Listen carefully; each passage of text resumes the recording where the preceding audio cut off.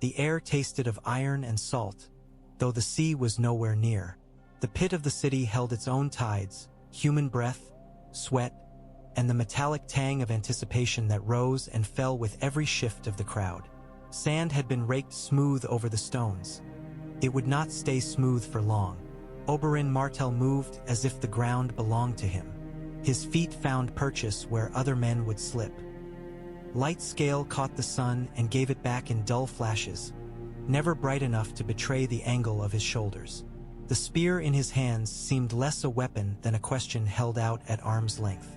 Across from him, Gregor Clegane answered without words. The mountain stood like an engine built to grind men down. Blackened plate, helm with a snarling maw, a great sword that looked as if it had been forged for a giant's fist. Each breath that pushed from within his helm sounded damp, animal. The crowd had learned to quiet themselves when he breathed. Above them, in the high box, Tyrion Lannister sat in chains and did his best to sit like a man who might still live. His mouth had the tight shape of someone trying not to show fear. His eyes betrayed him. He watched Oberyn Martell with the alert hunger of a drowning man watching a rope swing out over water. Tywin Lannister watched too, face carved into a mask that did not crack. If the old lion felt anything, it did not reach his eyes. Beside him, Cersei Lannister's lips were pressed into a thin line, her fingers white where they gripped the edge of the parapet.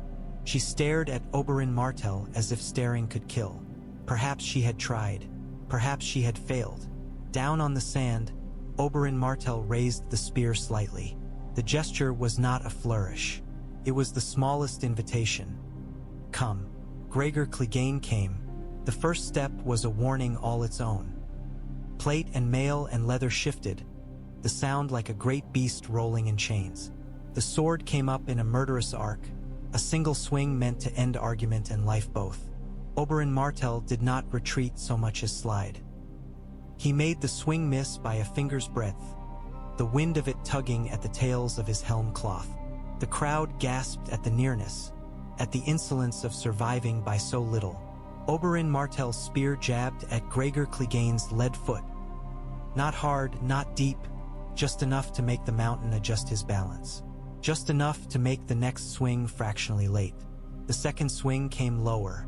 The third came with a feint, as if the mountain had learned something in the last heartbeat. Oberyn Martell met that lesson with another. He showed the spear's reach not by thrusting at Gregor Clegane's chest, where plate would turn it, but by letting the point kiss the edge of an elbow joint, a gap in the armor. A scrape of metal, a sting. Gregor Clegane growled, and the sound was thick with rage and something else. Surprise, perhaps, or the first sting of a pain he was not used to taking. He barreled forward, trying to close the distance, trying to turn the spear into a useless stick. Oberyn Martell turned with him and stayed just outside the radius of death. His spear tapped at the mountain's knee, then the other. Not deep, not yet. The fight was a dance that Oberyn Martell led with the smallest motions, and every step forced Gregor Clegane to carry his weight again and again until weight became a punishment. Tyrion Lannister's chain rattled as he leaned forward. His eyes darted between Oberyn Martell's feet and the spear's point, as if he could memorize the pattern and pray it meant survival. He looked once, briefly, at Tywin Lannister. If he sought any sign, hope, regret, a flicker of humanity, he found none. Oberyn Martell's voice carried across the sand, clear and almost conversational. "Do you remember her?" The crowd shifted. Some craned their necks, some frowned, some smiled. The story had traveled. Elia of Dorne, the princess who had died in the sack. A prince's wife, a mother. Dead women made good entertainment when enough time had passed. Gregor Clegane answered with another swing, brutal and thoughtless, meant to end speech. Oberyn Martell let the blade pass, then whipped the spear in a low arc. The point struck Gregor Clegane's calf where plate ended and leather began. This time it bit. Blood darkened the sand. The mountain stumbled half a step, not falling, but the stumble was loud. The crowd made a hungry sound. Oberyn Martell did not smile. If anything, his face under the helm was grim. "Say her name," Gregor Clegane charged. Oberyn Martell gave ground, but not back. Sideways. Always turning the arena into a spiral. He planted the spears but in the sand and used it like a pivot, body rotating around it while the point sought flesh. Again the spear struck. A thigh, a forearm, a shoulder near the seam. Blood came more freely now, bright and startling against dark armor. Gregor Clegane's breathing turned ragged, each exhale a wet hiss. And then, at last, Oberyn Martell committed. He stepped in, close enough that the crowd screamed, and drove the spear point up through the gap at the knee. It slid between plates, found tendon, found something vital, and stopped the mountain's leg from being a leg. Gregor Clegane went down on one knee with a sound that was half armor, half ruin. Oberyn Martell did not rush the kill. He backed away immediately, spear held ready, watching for the desperate reach, the last ugly trick. Gregor Clegane's sword dragged a furrow through the sand as he tried to rise. He could not. He tried again, and the damaged leg betrayed him. He fell forward into the sand, rage making him clumsy. The crowd's roar swelled, then broke apart into shouts as Oberyn Martell advanced, careful as a man approaching a wounded boar. His spear point hovered at Gregor Clegane's throat. "Now," Oberyn Martell said softly, and the softness made it more dangerous. "Now you will speak."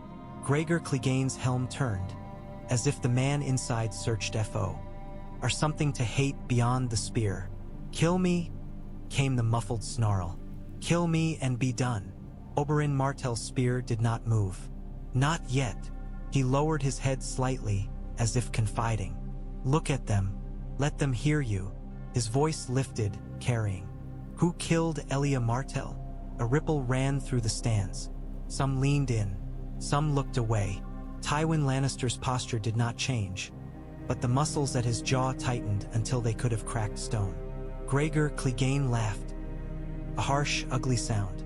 "Elia," he rasped, tasting the name like blood. "The Dornish whore." Cersei Lannister's eyes flashed with satisfaction so swift it might have been imagined. Tyrion Lannister's face tightened. He stared as if willing Oberyn Martell's spear to stay steady. Oberyn Martell's voice did not waver. "Who killed her children?" Gregor Clegane's laughter turned into coughing. Blood leaked from somewhere beneath the helm. "I did." The crowd erupted in a sound too many to be one. Some shouted in triumph, some in horror, some because shouting made them feel powerful. A few somewhere sobbed. It was not often the pit offered confession as well as spectacle. Oberyn Martell held his spear so still it seemed rooted.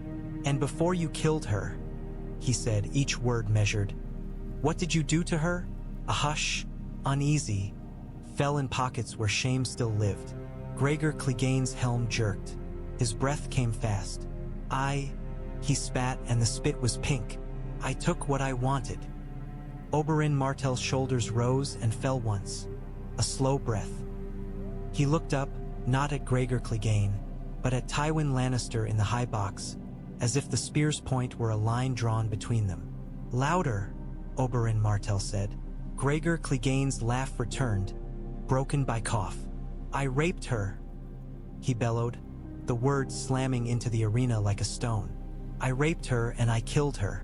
I smashed her whelp's head against the wall. I." The crowd's roar drowned him out, but the confession had already landed. Faces turned toward Tywin Lannister like a tide turning toward rock. Tywin Lannister's eyes were flint. He did not blink. He did not speak. Yet the silence around him was the loudest thing in the pit. Oberyn Martell did not indulge the moment. He did not lean close. He did not kneel, as he had in the stories men told about vengeance. He simply stepped to the side, shifting his angle, and drove the spear through the gap beneath the helm, where throat met collar, where no plate could save. Gregor Clegane convulsed, a great body trying to reject death. Blood poured, blackened where poison met it, staining sand that could never be raked clean again. The mountain's hands clawed at air. His boots kicked once, twice, then slowed as if the life inside grew bored and left. Oberyn Martell withdrew the spear and held it upright, letting blood run down the shaft in a dark ribbon. The crowd screamed his name, and in the screaming there was fear as well as admiration. A man who killed a monster could be a hero, or he could be a warning. In the high box, Tyrion Lannister's eyes closed. His shoulders sagged as if someone had cut a rope. For a heartbeat, he looked like what he was. A small man who had been sentenced to die and, by the whims of combat and skill, did not have to. Cersei Lannister's face contorted, not with grief for Gregor Clegane. She had never loved him, but with fury at losing. She stood so abruptly her chair scraped stone. Guards moved, uncertain whether they protected her or the king's peace. Tywin Lannister rose more slowly. He did not look at the corpse. He looked down at Oberyn Martell, measuring. For the first time, the old lion seemed to see the viper not as a decorative threat from a distant desert, but as a blade held to his throat by the hand of history. Oberyn Martell lifted his spear slightly in a gesture that was not salute and not insult. It was simply acknowledgement. I am still alive. The bells of King's Landing did not ring. The city saved bells for other deaths. But something shifted all the same. Somewhere a raven would be sent. Somewhere a knife would be sharpened. Somewhere, an old crime that had slept under years of gold was now awake, blinking in the sunlight, demanding to be answered. Oberyn Martell turned toward the gate that would lead him out. He did not look back. He did not need to. He could feel the arena's eyes on him like heat against skin. He walked as if the city belonged to him too, and every step said the same thing. You cannot take this from me. The red keep smelled of old smoke and newer lies. Its stones had been warmed by dragonfire once, they said. Now they were warmed by the press of ambition and the slow rot of court.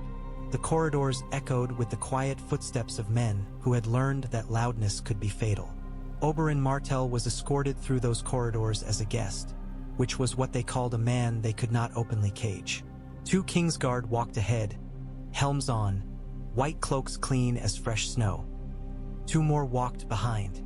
The formation did not fool Oberyn Martell. He counted steps, noted windows, watched for reflections in polished metal. Assassins did not always come with blades. Sometimes they came with a door that locked behind you. The solar Tywin Lannister had chosen was high and narrow, made to remind visitors they stood in the presence of a man who placed himself above them. Heavy shutters were half closed against the afternoon glare. A brazier glowed red, making the air thick and dry. Maps lay on the table, along with ledgers, seals, and the instruments of rule that looked dull until you realized how many men died because of them. Tywin Lannister stood at the head of the table, hands clasped behind his back. He did not sit. He did not offer wine. Hospitality was another kind of weakness, and Tywin Lannister had never made a habit of feeding his enemies. Cersei Lannister lingered near the doorway, as if she had been told to stay out and refused. Her gaze pinned Oberyn Martell, searching for any sign of satisfaction she could stab. When she found none, only the calm of a man who had already taken his prize, her lip curled. Varys, too, was present, though one might not notice him at first. He stood half in shadow near a curtain, soft hands folded, expression mild as milk. His eyes, however, missed nothing. Varys listened the way a spider listened to vibrations on its web. Tyrion Lannister sat on a bench to one side, unchained but still guarded. The marks of the manacles were red around his wrists. He looked at Oberyn Martell with something like awe and something like fear, as if he had been saved by a storm.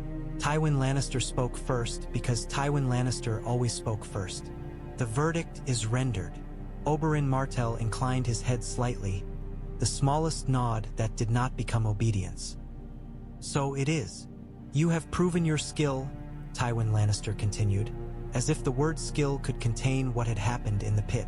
Gregor Clegane is dead. Justice, he paused, perhaps tasting the word and finding it bitter, has been served. Cersei Lannister made a sound, sharp and contemptuous. Justice, she echoed as if spitting. Oberyn Martell's eyes flicked to her. If you find the taste unpleasant, my lady, you may choose not to speak it.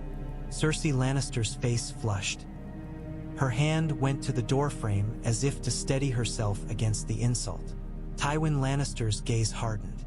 You will address the queen with respect. Oberyn Martell looked back at Tywin Lannister. I will address the queen as she addresses the dead. For a heartbeat, silence held the room like a blade. Tyrion Lannister's eyes widened. Varys's mouth softened into something that might have been amusement. Tywin Lannister did not flinch. You are in King's Landing, he said, not Sunspear.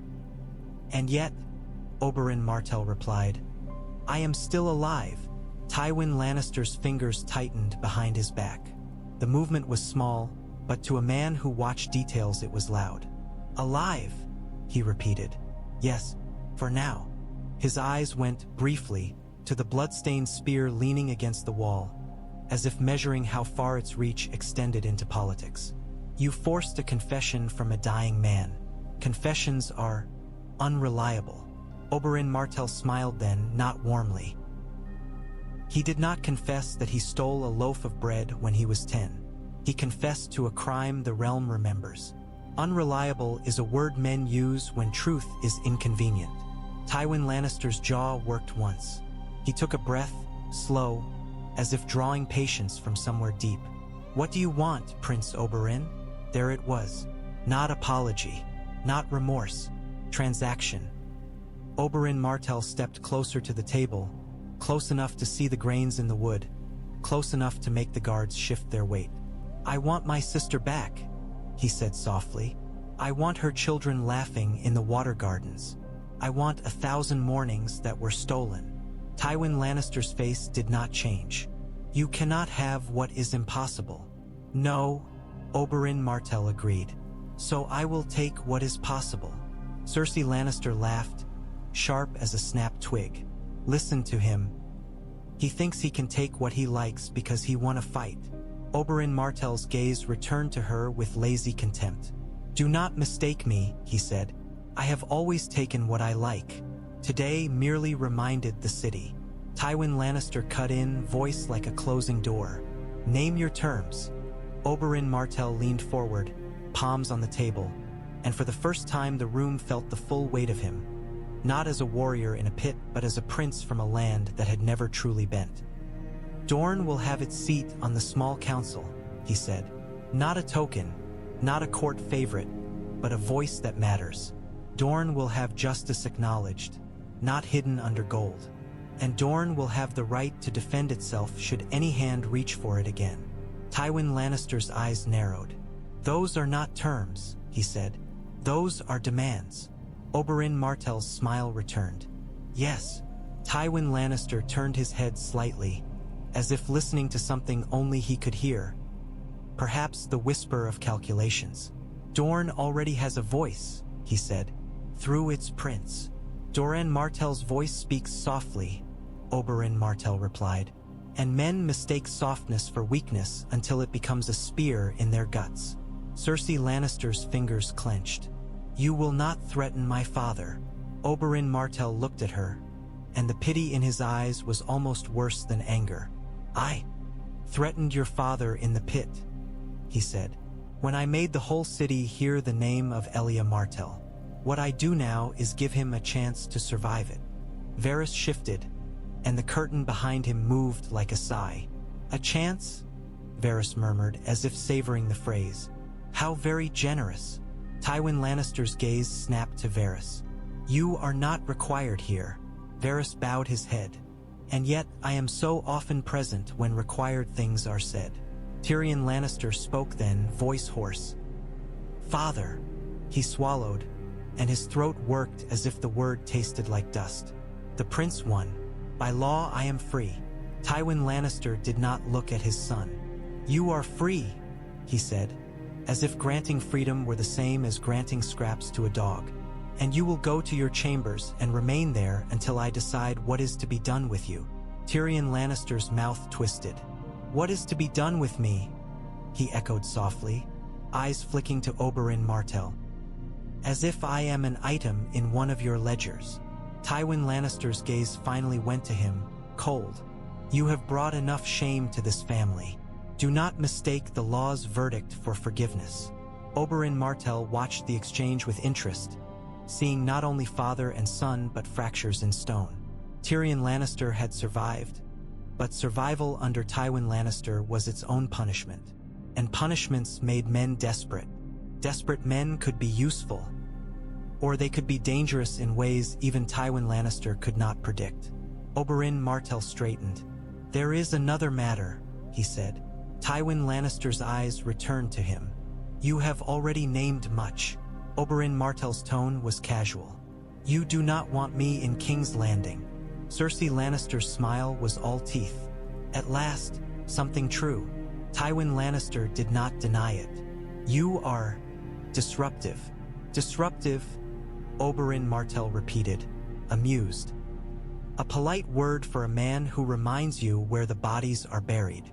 Tywin Lannister's gaze stayed fixed. "What of it?" Oberyn Martell spread his hands slightly. "I will leave." Cersei Lannister blinked, thrown off balance by the unexpected. Varys's eyes sharpened. Tyrion Lannister looked at Oberyn Martell as if he had misheard. Tywin Lannister's voice remained steady. "Where will you go?" "North," Oberyn Martell said. "To the Wall." Cersei Lannister laughed again, louder this time. "The Wall? You cannot be serious." Oberyn Martell's eyes did not leave Tywin Lannister. "You have men on the Wall," he said. "Men who send ravens about strange things, raiders, cold, shadows that do not behave. The realm bleeds from war. If something else comes, it will not care who sits your chair. It will not care whose name is in your ledgers." Tywin Lannister's expression was unreadable, but something in his eyes suggested he had, at some point, considered the possibility that not every threat could be bought. "You seek a pretext," he said. "A purpose," Oberyn Martell corrected, "and a place where your knives cannot so easily reach." Tywin Lannister's mouth tightened. "Knives reach everywhere. Then let us see how far yours can travel through snow," Oberyn Martell said. Varys's voice slipped in, gentle. "The Wall is most far," he observed, "and far places have their own stories." Oberyn Martell glanced at Varys. "Stories are how men hide truths," he said. "But sometimes the truth is hiding there anyway." Tywin Lannister considered. The room felt suspended, each breath waiting. Oberyn Martell could almost hear the clink of coins in Tywin Lannister's mind, the shifting of pieces on a board. "At the Wall," Tywin Lannister said at last. "You will be an envoy. You will observe. You will send reports. You will not interfere with the Night's Watch's vows or command." Oberyn Martell's smile was slow. "An envoy," he said. "How flattering. It removes you from King's Landing," Cersei Lannister snapped, unable to keep her satisfaction leashed. "Good." Oberyn Martell's eyes flicked to her. "You should be careful what you wish for, my queen," he said. "Sometimes the far north sends things back." Tywin Lannister leaned forward slightly. "And your terms," he said, bringing them back like a chain. "Dorne's seat, Dorne's voice, Dorne's acknowledgement." Oberyn Martell tapped a finger on the table once. "You will send a letter to Sunspear," he said. "In your own hand. You will write that Gregor Clegane confessed to the rape and murder of Elia Martell and the murder of her children. You will write that the crown condemns the act. And you will write that Dorne will have representation in the council henceforth. These things will be seen. They will be copied. They will be remembered." Tywin Lannister's nostrils flared. "You ask me to put the crown's condemnation of your sins?" Oberyn Martell finished quietly. Cersei Lannister stepped forward, voice trembling with rage. "You insolent!" Tywin Lannister's hand lifted, silencing her. He did not take his eyes from Oberyn Martell. "And if I refuse?" Oberyn Martell's gaze was steady. "Then I will not go north," he said. "I will stay in your city. I will walk its streets. I will speak to its lords. I will remind them that the crown once had a princess of Dorne, and she died screaming. I will remind them that someone gave the order." He let the silence lengthen. "And perhaps, Lord Tywin, I will ask them who else might be ordered next." Tywin Lannister's face remained stone, but in the stone, a crack widened. "Very well," he said at last, the words clipped costly. "You will have your letter." Oberyn Martell inclined his head again. Good. Tyrion Lannister let out a breath he had been holding. His eyes searched Oberyn Martell's face, perhaps trying to understand the man who had saved him, and then turned away from the prize of being a hero in the capital. Tyrion Lannister's mouth opened, as if he meant to thank him, but what came out instead was smaller, more honest. Why the wall? Oberyn Martell's gaze sure. Feed it to him. For a moment, something softer lived there. Recognition of a fellow creature bruised by lions. Because, Oberyn Martell said, your father thinks the wall is the end of the world, and that makes it a place worth seeing. Tyrion Lannister snorted, despite himself. You might find only cold and criminals. Criminals can be simpler than courtiers, Oberyn Martell replied, and cold can be bracing. Varys smiled faintly. And perhaps, he murmured, there are other things at the wall, other secrets. Oberyn Martell's eyes lingered on Varys. Secrets, he said. Yes, I have heard the North keeps them well. Tywin Lannister moved around the table, signaling the end. You will leave within the week, he said. You will take what guards you require. You will not bring an army. You will not bring your daughters. Oberyn Martell's eyes glittered. Worried about your men? He asked lightly. Or your sons? Cersei Lannister's face went scarlet. You! Tywin Lannister's voice cut through. Enough! Oberyn Martell stepped back. He had what he wanted for now. The letter, the acknowledgement, the freedom to move. He had also bought himself something else, distance. Distance from Tywin Lannister's reach, perhaps. Or distance from the temptation to burn the city to ash just to see if the ashes tasted like justice. As he turned to go, Tyrion Lannister's voice followed him. Quiet. If you ever come back to King's Landing, he said, it will not be boring. Oberyn Martell paused at the doorway, glancing back over his shoulder. No, he agreed, it will not.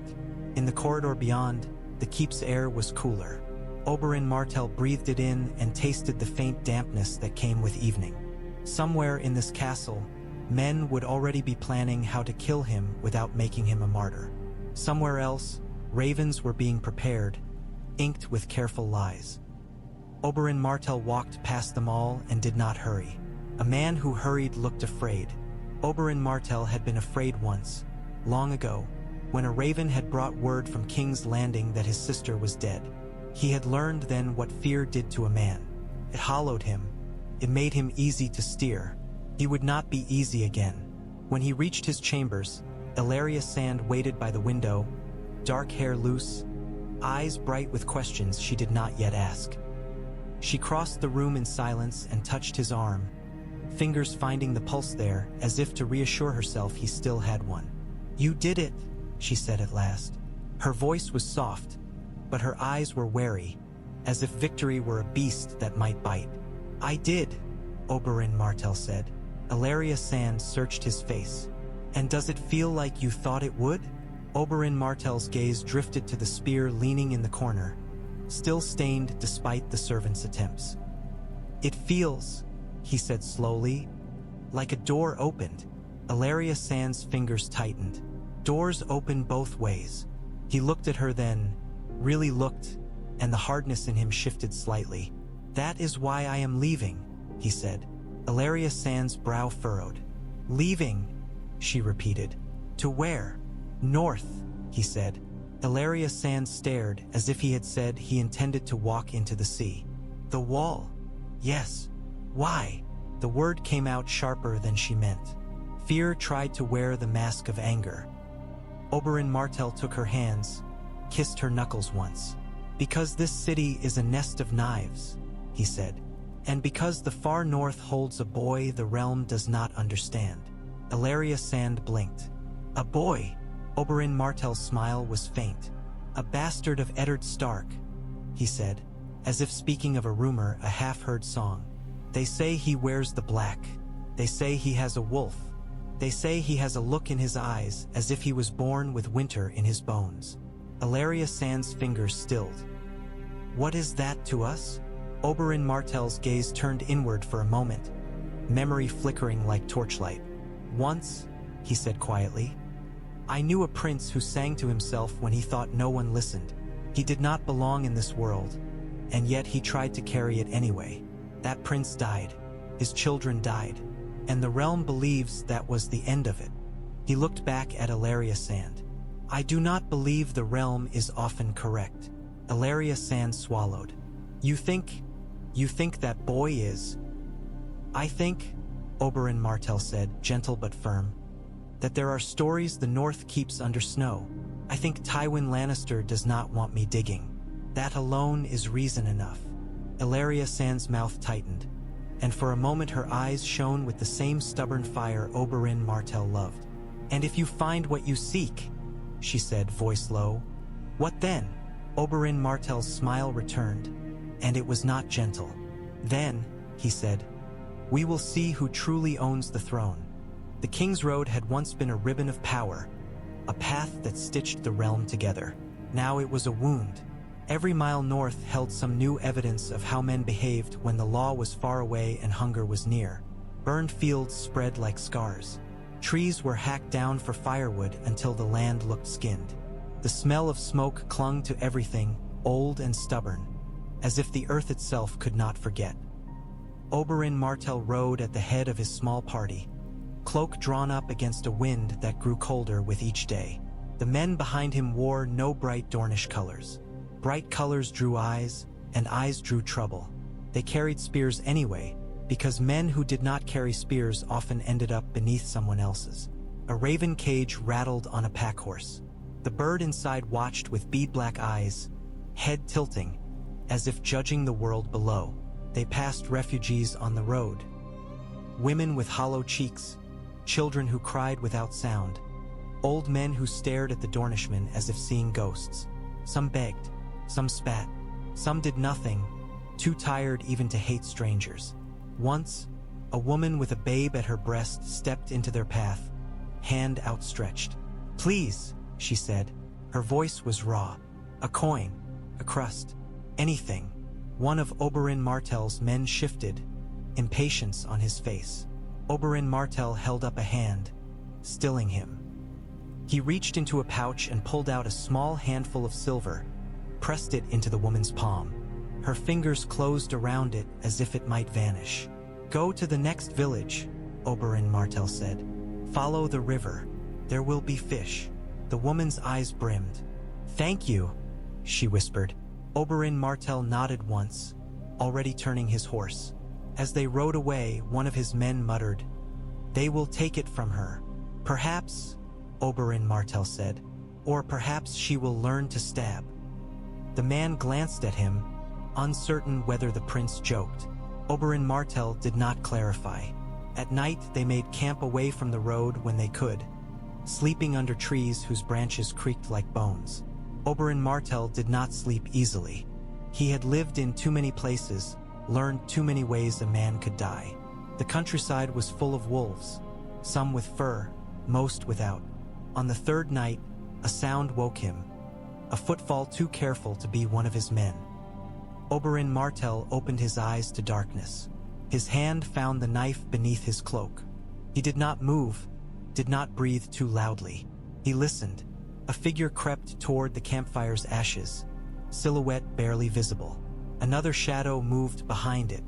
Oberyn Martell slid from his bedroll as smoothly as a snake from grass. He came up behind the first figure and pressed his knife to the soft place beneath the jaw. Don't, he whispered in the man's ear. The figure froze. The smell of him was sweat and fear.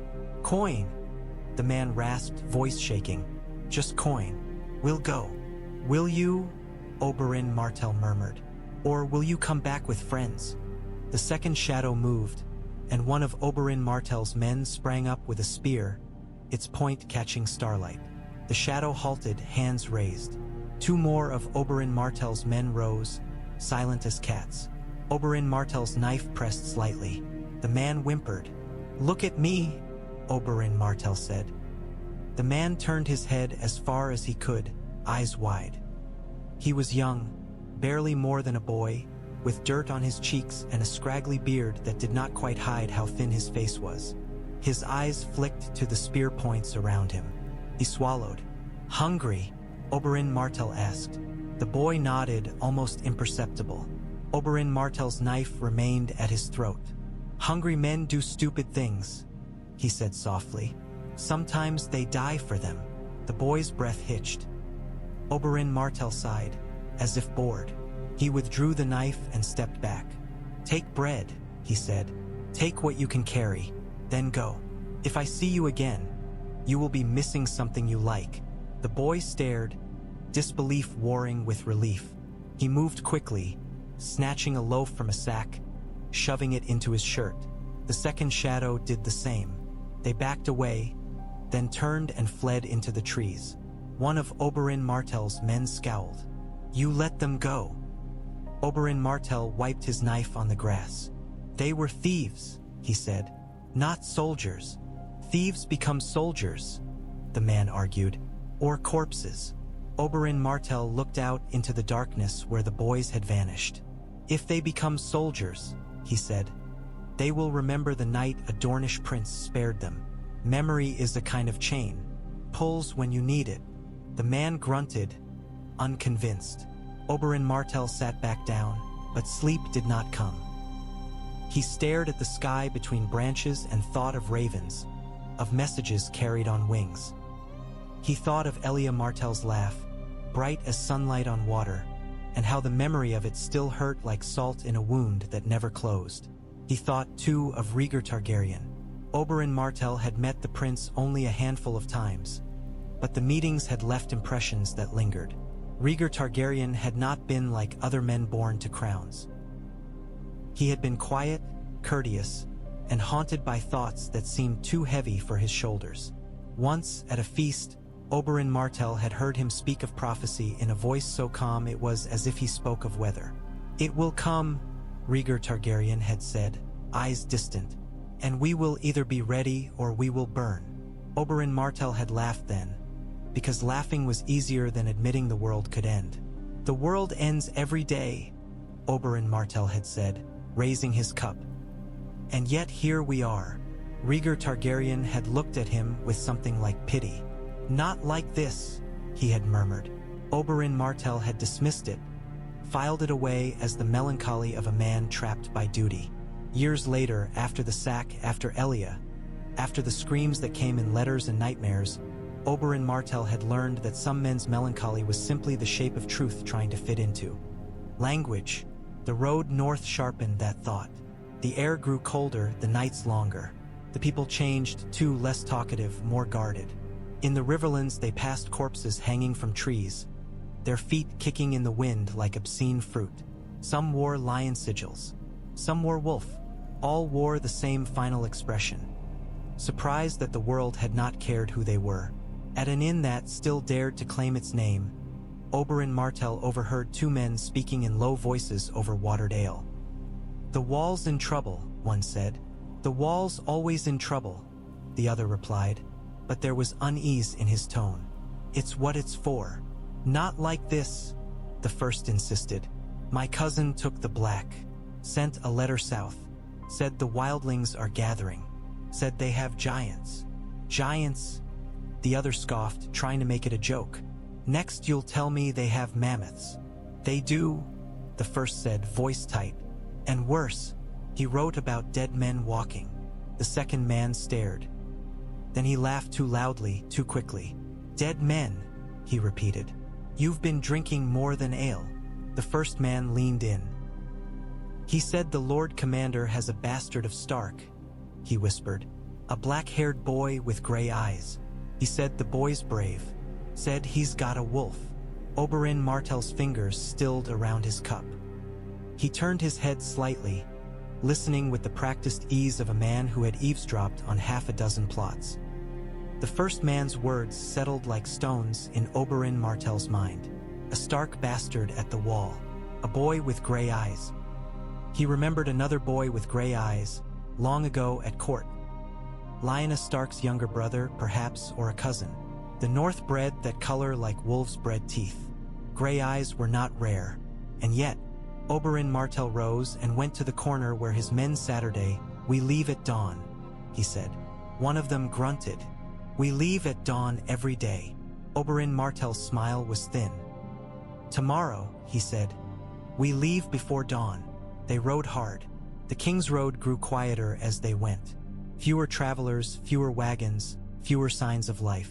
The land itself seemed to pull inward, bracing for winter. Ravens flew overhead in ragged lines, black against gray sky. When the wall finally appeared on the horizon, it did not look real. It was a pale line at first, then a bright band, then a towering presence that seemed to steal the sky. It rose like a frozen cliff stretching beyond sight, impossibly high, impossibly vast. The sun struck it and shattered into cold light. One of Oberyn Martell's men cursed softly. It's gods. Oberyn Martell did not answer. He felt unexpectedly small. Sunspear had been built to hold heat and pleasure, gardens and water and bright courtyards. The wall was built to hold back something no one south of it truly believed in. It was not a monument to comfort. It was a monument to fear. As they neared Castle Black, the air turned sharp enough to cut. Breath steamed from horses' nostrils. The smell of pine replaced smoke. Men in black moved along the palisade, their faces wary. Oberyn Martell drew his cloak tighter and looked up at the ice. If Rhaegar Targaryen had spoken truth, it would be here, not in the gilded halls of King's Landing. If the realm's stories hid secrets, they would be buried under this much cold. He rode into the shadow of the wall and felt the day dim, as if the ice itself swallowed light. Castle Black was not a castle in the way Southern lords used the word. There were no shining towers, no colored glass, no perfumed halls. The buildings huddled together like old men around a fire that did not quite keep the wind out. Wood and stone and worn iron made up most of it, patched and repatched by hands that had learned to make do. Above it all loomed the wall. Up close it was worse, beautiful, yes, but in the way a knife could be beautiful. The ice had layers, ridges and bubbles trapped inside like frozen breath. In some places it glowed faintly blue, catching a color from the sky that made it seem alive. Men in black watched as Oberyn Martell dismounted in the yard. They stared at his sun and spear badge as if it were an exotic animal brought to them by accident. A few murmured. Most kept their mouths shut, but their eyes spoke plenty. The wall did not often receive princes.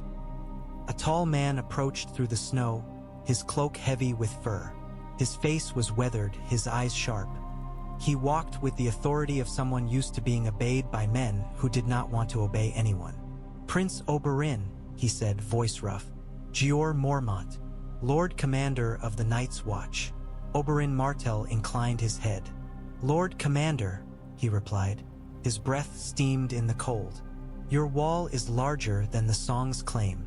Jeor Mormont snorted. Songs don't do justice to much up here. Come, you'll want to warm yourself. And your men. Oberyn Martell glanced around the yard. His eyes catalogued everything. The positions of archers on the walkway, the way the men held their weapons, the tiredness in their faces. These were not pampered guards. These were men who lived with the knowledge that if something came, they would be the first to die. A man with a narrow face and sharp eyes stood on the wooden walkway above, arms folded. His cloak hung stiff with frost. He watched Oberyn Martell with open contempt. Oberyn Martell met his gaze and held it. Jeor Mormont followed his look and grimaced. Ser Alliser Thorne, he said quietly. He despises most people. You'll find you're in good company. Oberyn Martell's mouth curved slightly. It's comforting to know I won't be singled out. As they crossed the yard, another figure caught Oberyn Martell's attention. A young man, perhaps 17 or 18, standing near the armory. He wore the black, but his posture was not that of a man broken into it. He stood straight, as if he had chosen this place rather than been thrown into it. A sword hung at his hip, its pommel dark and plain. He had dark hair, wind-tossed, and eyes that were not quite gray but not quite brown either, dark, watchful, the color of a storm that had not yet decided whether to break. At his heels stood a wolf, not a dog, not even a large hound. A wolf, pale-eyed and silent, its fur darker than night, its body lean and powerful. The animal watched Oberyn Martell with a calm that felt unnerving. Wolves did not belong in yards. Wolves belonged in forests where men were prey. Jeor Mormont's gaze softened slightly when he saw the young man. "Jon Snow," he said almost under his breath. "He's been useful." Oberyn Martell's eyes narrowed a fraction, not in suspicion but in focus. "Snow," he repeated. The name tasted of the north, of winter. He watched the boy Jon Snow and saw something in the way he moved, the way he held himself. Not a swagger, not a fear, but a restrained readiness, like a blade kept in its sheath. Jon Snow looked up as Oberyn Martell approached. For a heartbeat, their eyes met. Oberyn Martell felt the oddest sensation then, as if a door he had not known existed had cracked open on a familiar room. Those eyes, not the colors were cheap, easy to copy. It was the shape, the set, the way the gaze held both suspicion and a kind of weary responsibility. He had seen that gaze before, not on Eddard Stark, but on someone else. A girl with wind in her hair, laughing too loudly, refusing to be tamed. Lyanna Stark. The memory hit him like a gust of cold. It was a faint memory. He had not known her well, had only glimpsed her once at a tourney, perhaps, a northern girl among southern silk. But he remembered the wildness in her, the stubbornness, the way she looked at men in armor as if she could see through it. Jon Snow's face did not mirror Lyanna Stark's, not exactly. The line of his mouth was different, the jaw stronger, the nose a touch straighter. But the eyes held winter and defiance. Ghost shifted slightly, placing itself closer to Jon Snow's leg. The wolf's ears pricked, its gaze steady. Jeor Mormont stopped near Jon Snow. "Snow," he called. "This is Prince Oberyn Martell of Dorne. He's here as an envoy." Jon Snow's expression tightened, polite, cautious. He bowed his head slightly. "My lord," he said, then corrected himself quickly. "Prince." Oberyn Martell watched the correction. A boy raised among nobles learned titles. A bastard raised among nobles learned them even more, because mistakes were punished more harshly. Oberyn Martell's smile was subtle. "Jon Snow," he said, letting the name settle. "They told me the wall was guarded by criminals and fools. I see at least one rumor is false." Jon Snow's eyes flicked up, surprised by the compliment. "The wall is guarded by men," he said. "Men do what they can." "Wise," Oberyn Martell murmured. "And your wolf." "Ghost," Jon Snow said. His hand rested briefly on the wolf's neck, a touch that was not possessive but familiar, like touching your own arm. Ghost did not flinch. Jeor Mormont cleared his throat, as if the moment had lingered too long. "Prince Oberyn will be staying in the King's Tower," he said. "See that he has what he needs. All he needs." Ser Alliser Thorne's voice came from above, dripping disdain. "The wall is not an inn for southern princes." Jeor Mormont's eyes flashed upward. Ser Alliser, Egword. Se Alliser turnas mout wista. "If the prince wants warmth and why, any and whores he'll find none here. If he wants to play at heroism, the wall will strip that from him too." Oberyn Martell looked up, smiling as if amused by a child's tantrum. "I am sorry," he called back, voice carrying easily. "I left my whores in King's Landing. I thought the wall might provide better company." A few men in the yard snorted, quickly smothered. Ser Alliser Thorne's face redened. Jeor Mormont gave Oberyn Martell a look that was half gratitude, half warning. "Come," he said, steering him toward the hall. "The cold is worse when you stand still." Inside, Castle Black was darker, warmer, and smelled of stew and wet wool. Men moved through corridors, shoulders hunched, carrying buckets of water, hauling wood. They glanced at Oberyn Martell as he passed, eyes curious. Some nodded, some stared. One muttered a prayer. In the Lord Commander's chambers, a fire crackled, throwing light against stone. Jeor Mormont gestured to a chair. Oberyn Martell sat, letting the heat seep into his fingers. "You'll find little comfort here," Jeor Mormont said, pouring a cup of sour wine. But you'll find honesty, at least, most of the time. Honesty is rare enough to be a luxury, Oberyn Martell replied, taking the cup. He sipped and made a face. And this is what you drink to survive winter? Jeor Mormont chuckled. It keeps the blood moving. Oberyn Martell set the cup down. Tell me, he said, what truly threatens you? The South speaks of raiders and wildlings, but I heard other words on the road. Jeor Mormont's face tightened. The South hears what it wants, he said. Wildlings are trouble enough. Mance Raider has gathered them. He means to come over or through, but there are other things. Oberyn Martell leaned forward slightly. Dead men walking, he said. Jeor Mormont's eyes narrowed. You heard that. I heard worse, Oberyn Martell replied. I heard that men who swear vows to stand against darkness are often ignored until the darkness is at the gate. Jeor Mormont grunted. That's the way of it. Oberyn Martell's gaze drifted to the small window, where the wall's white bulk loomed. And Jon Snow, he said quietly. Who is he to you? Jeor Mormont's brow furrowed. A brother, he said. A steward. A good swordsman. A boy who thinks too much. Oberyn Martell's smile was faint. A stark bastard, he said. Jeor Mormont's mouth tightened. Aye, and useful, Oberyn Martell repeated. How? Jeor Mormont studied him. Why does a Dornish prince care about a northern bastard? Oberyn Martell met his gaze, unblinking. Because bastards are often the ones who survive, he said. Because the realm is full of men who sit on thrones built on blood and call it right. Because sometimes, he added, voice softening, the truth wears the wrong name. Jeor Mormont's eyes hardened, as if he sensed danger in those words. Jon Snow is a brother of the Watch, he said firmly. Whatever he was before, he is black now. Oberyn Martell spread his hands. Of course, he said, tone mild. I do not seek to steal your brothers. I seek to learn from them. Jeor Mormont's gaze lingered. Then he nodded once, as if accepting a partial truth because it was all he would get. You'll be given quarters, he said. Your men will be housed. You will not interfere with our discipline. Oberyn Martell smiled. I would never interfere, he said, and the lie was gentle, almost affectionate. When Oberyn Martell left the Lord Commander's chambers, the corridor seemed colder despite the fire behind him. He made his way toward the King's Tower, escorted by a watchman who walked a pace too close. In the yard again, Jon Snow was sparring with another black brother.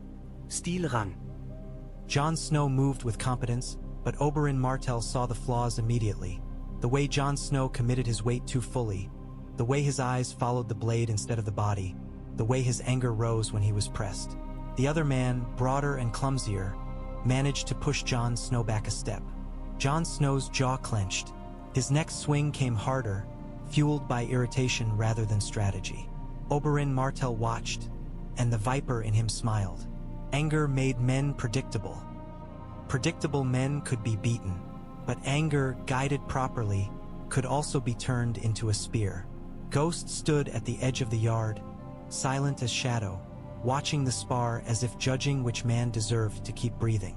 When Jon Snow glanced toward Oberyn Martell, Ghost's gaze followed, and for a heartbeat Wolf and Prince regarded each other with the same cold assessment. Oberyn Martell inclined his head slightly to Jon Snow, then turned away. He did not want to approach too quickly.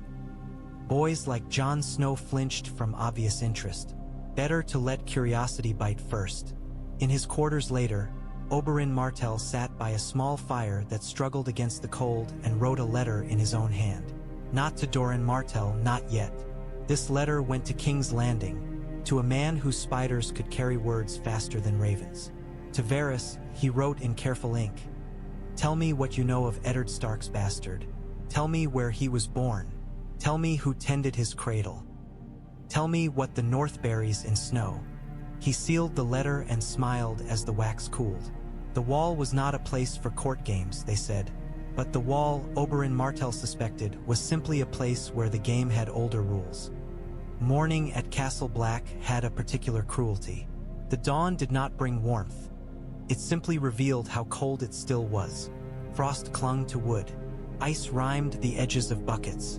Men's breath rose in constant ghosts. Jon Snow woke early because sleep did not sit easily on his shoulders. The wall had taught him that comfort was something other men enjoyed. He dressed, strapped on his sword, and stepped into the yard with Ghost at his side. The yard was already occupied. Men moved through drills, swinging swords with stiff arms, thrusting spears into straw dummies. Ser Alliser Thorne's voice cut through the cold, sharp and relentless, a whip made of words. Jon Snow had learned to take Ser Alliser Thorne's insults the way you took snow. Unavoidable, numbing, sometimes blinding. He focused on the work instead, the repetition, the burn in muscles, the quiet satisfaction of improving despite contempt. He did not expect to find Oberyn Martell standing near the practice ring. The Dornish prince wore black furs over lighter armor, the colors of the wall swallowing his bright southern identity, but he moved differently than the men here. The cold did not make him hunched or cautious. He stood relaxed, as if the frost were merely another form of heat he could choose to ignore. Oberyn Martell held a spear that looked too long for the yard. It was not one of the short, crude spears the Watch used for hunting. It was a weapon meant for war, balanced and sleek, the head narrow and wicked. Jon Snow approached, wary. "Prince Oberyn," he said, voice respectful because respect cost less than defiance. Oberyn Martell turned. His eyes took Jon Snow in with quick precision. "Jon Snow," he said, as if tasting the name again. "I watched you yesterday." Jon Snow stiffened slightly, unsure whether that was compliment or threat. "I was sparring," he said. "So I saw." Oberyn Martell's gaze flicked to Longclaw.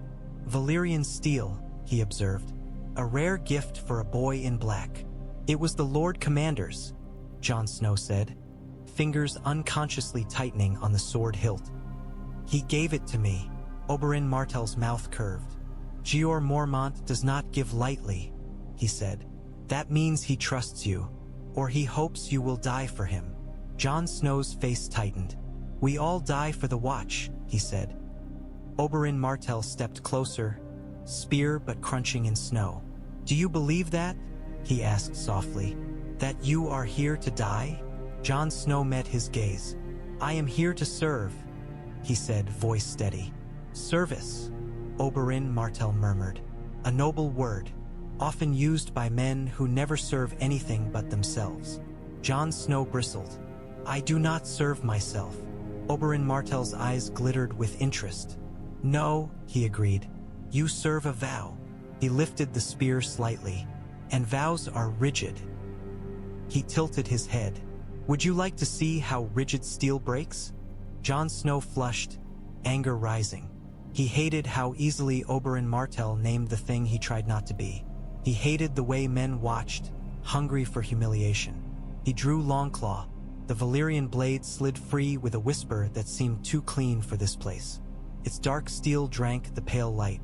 Oberyn Martell watched the sword with appreciation, then raised his spear. "Do not try to win," he said. "Try to learn." Jon Snow set his feet. He had trained with swords since he was a boy at Winterfell. He had fought wildlings, survived raids, killed men who had tried to kill him. He was not helpless. He rushed in because rushing had worked against slower men.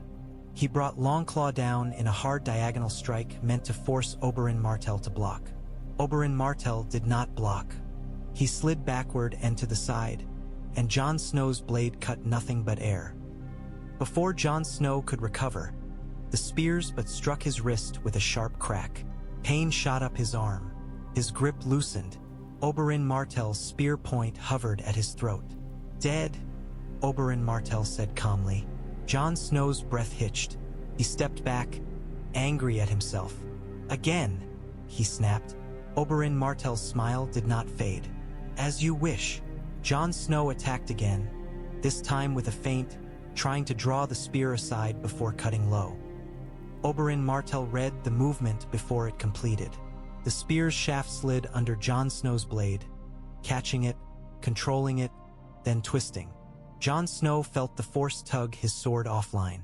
Oberyn Martell stepped in, close enough that Jon Snow could smell spice beneath the cold, and tapped the spear point against Jon Snow's chest.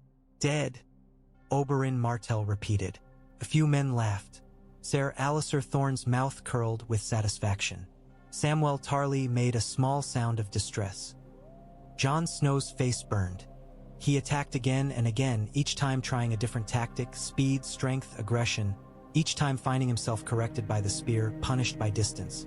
The spear struck his thigh, his shoulder, his ribs, each hit sharp enough to hurt but not enough to break. Oberyn Martell controlled the violence like a man controlling a fire, letting it burn hot but not letting it consume.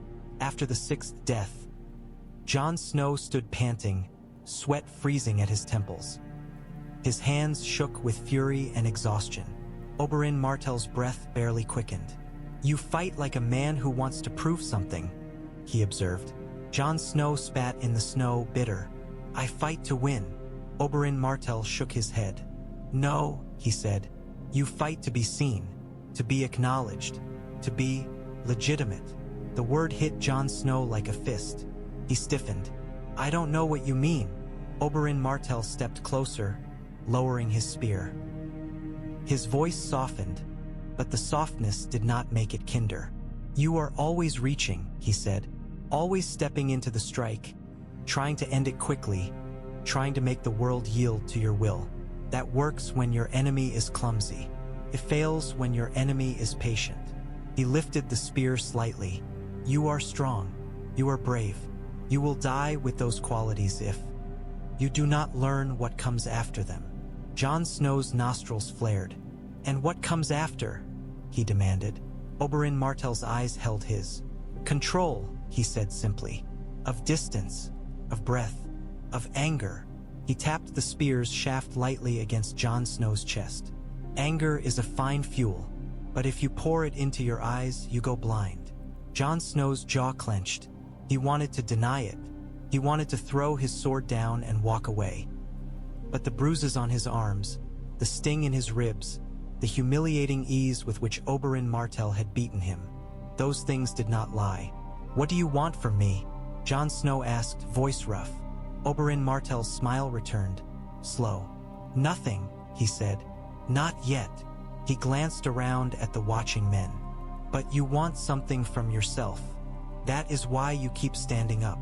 Jon Snow frowned. "Come," Oberyn Martell said. Again, slower. "Think." Jon Snow swallowed. He raised Longclaw again, but this time he did not rush.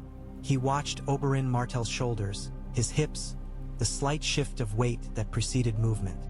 He tried to breathe evenly, to keep his anger from pouring into his eyes. He attacked with a measured strike. Oberyn Martell parried with the spear's shaft, then countered. But Jon Snow anticipated the counter, stepping aside, letting the spear's point skim past. Oberyn Martell's eyes gleamed. "Better," he said. Jon Snow felt a flicker of satisfaction. He attacked again, and again Oberyn Martell moved like water, slipping away. But this time Jon Snow did not overcommit. He kept his distance, waited, forced Oberyn Martell to adjust. For a few heartbeats, the exchange became something else. Not humiliation, but conversation. Steel and wood spoke. Footsteps answered. Breath matched breath. Then Oberyn Martell's spear snapped forward and tapped Jon Snow's throat lightly. "Dead?" Oberyn Martell said. But his smile was genuine now, yet less foolishly. Jon Snow lowered his sword, panting. His throat tingled where the spear had touched.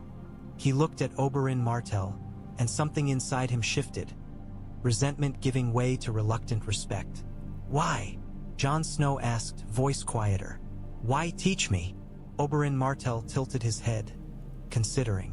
"Because," he said at last, "I dislike wasted steel." Jon Snow frowned. "I'm not steel."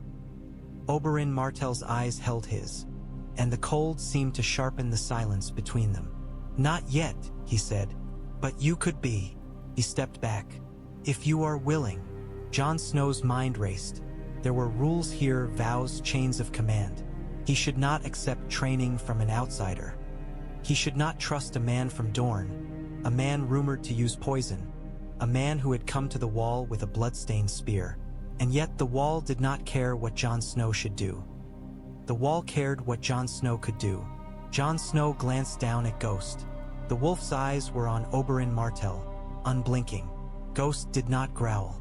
That, in itself, felt like a judgment. Jon Snow looked back at Oberyn Martell. "I'm willing," he said, and surprised himself with how true it sounded. Oberyn Martell's smile widened, and for a moment the cold seemed less oppressive. "Good," he said. "Then we begin." A horn sounded, long and low, cutting through the yard. Men froze, heads turned. Jeor Mormont emerged from the hall, face grim. "One blast," someone murmured. "Rangers returning." Oberyn Martell's gaze lifted toward the gate. "Or trouble," he said softly. Jon Snow's hand went to Longclaw again. Instinctive. Jeor Mormont's voice carried. "To the gate," he ordered. "Now." Oberyn Martell glanced at Jon Snow, eyes bright with a different kind of anticipation. "Lesson 1, he said quietly as they moved. "Practice is gentle. The world is not." The gate groaned open like an old throat clearing. Cold air poured in, sharper than before, carrying with it a smell that made Oberyn Martell's nostrils flare. Rot, yes, but not the familiar rot of dead flesh left too long. This rot had something else in it, a faint sweetness like spoiled fruit. Turned the stomach. Men stumbled through the gate, black cloaks stiff with frost, faces gray with exhaustion. One clutched his side, blood dark against wool. Another limped, leaning on a brother's shoulder. Their eyes were wide and wild, the eyes of men who had seen something they could not put into words. Jeor Mormont pushed forward, torch in hand, the firelight throwing harsh shadows on his weathered face. "Report," he barked. "What happened?" A ranger, older, with a beard crusted in ice, tried to speak.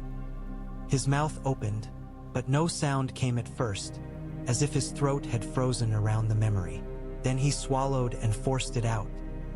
"We found them," he rasped. "The wildlings. A camp.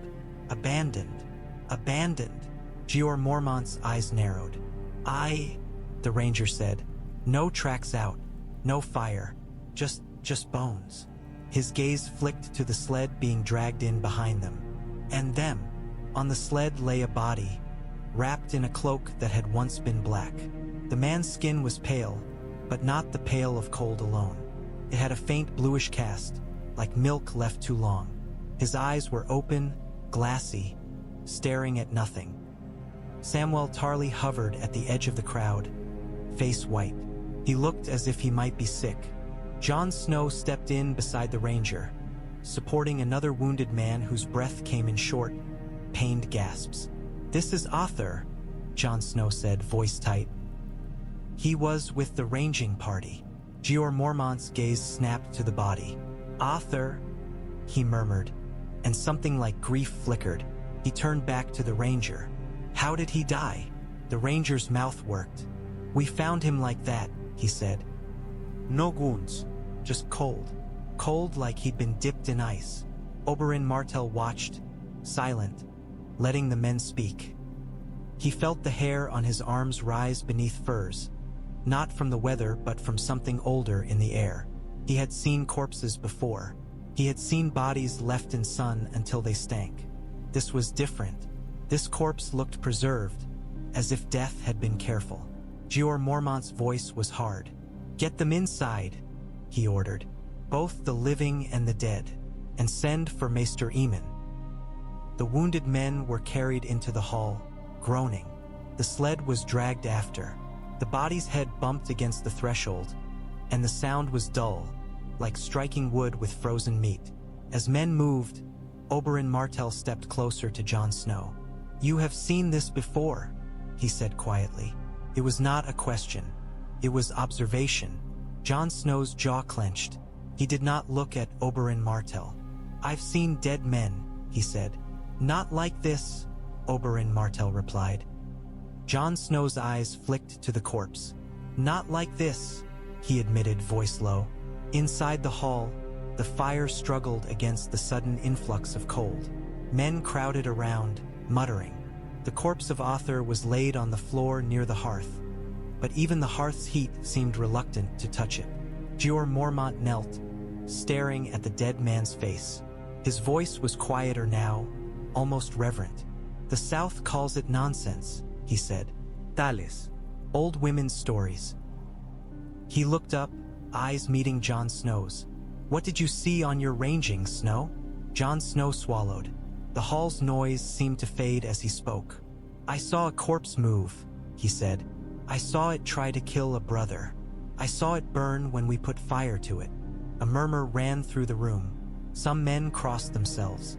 Others laughed nervously, too loudly, as if laughter could banish fear. Oberyn Martell watched Ser Alliser Thorne's face as he listened. The man's contempt wavered. Even cynics feared what they could not mock. Maester Aemon arrived, guided by a steward. The old man's eyes were milky and blind, but his face was thoughtful, lined with a sadness that felt ancient.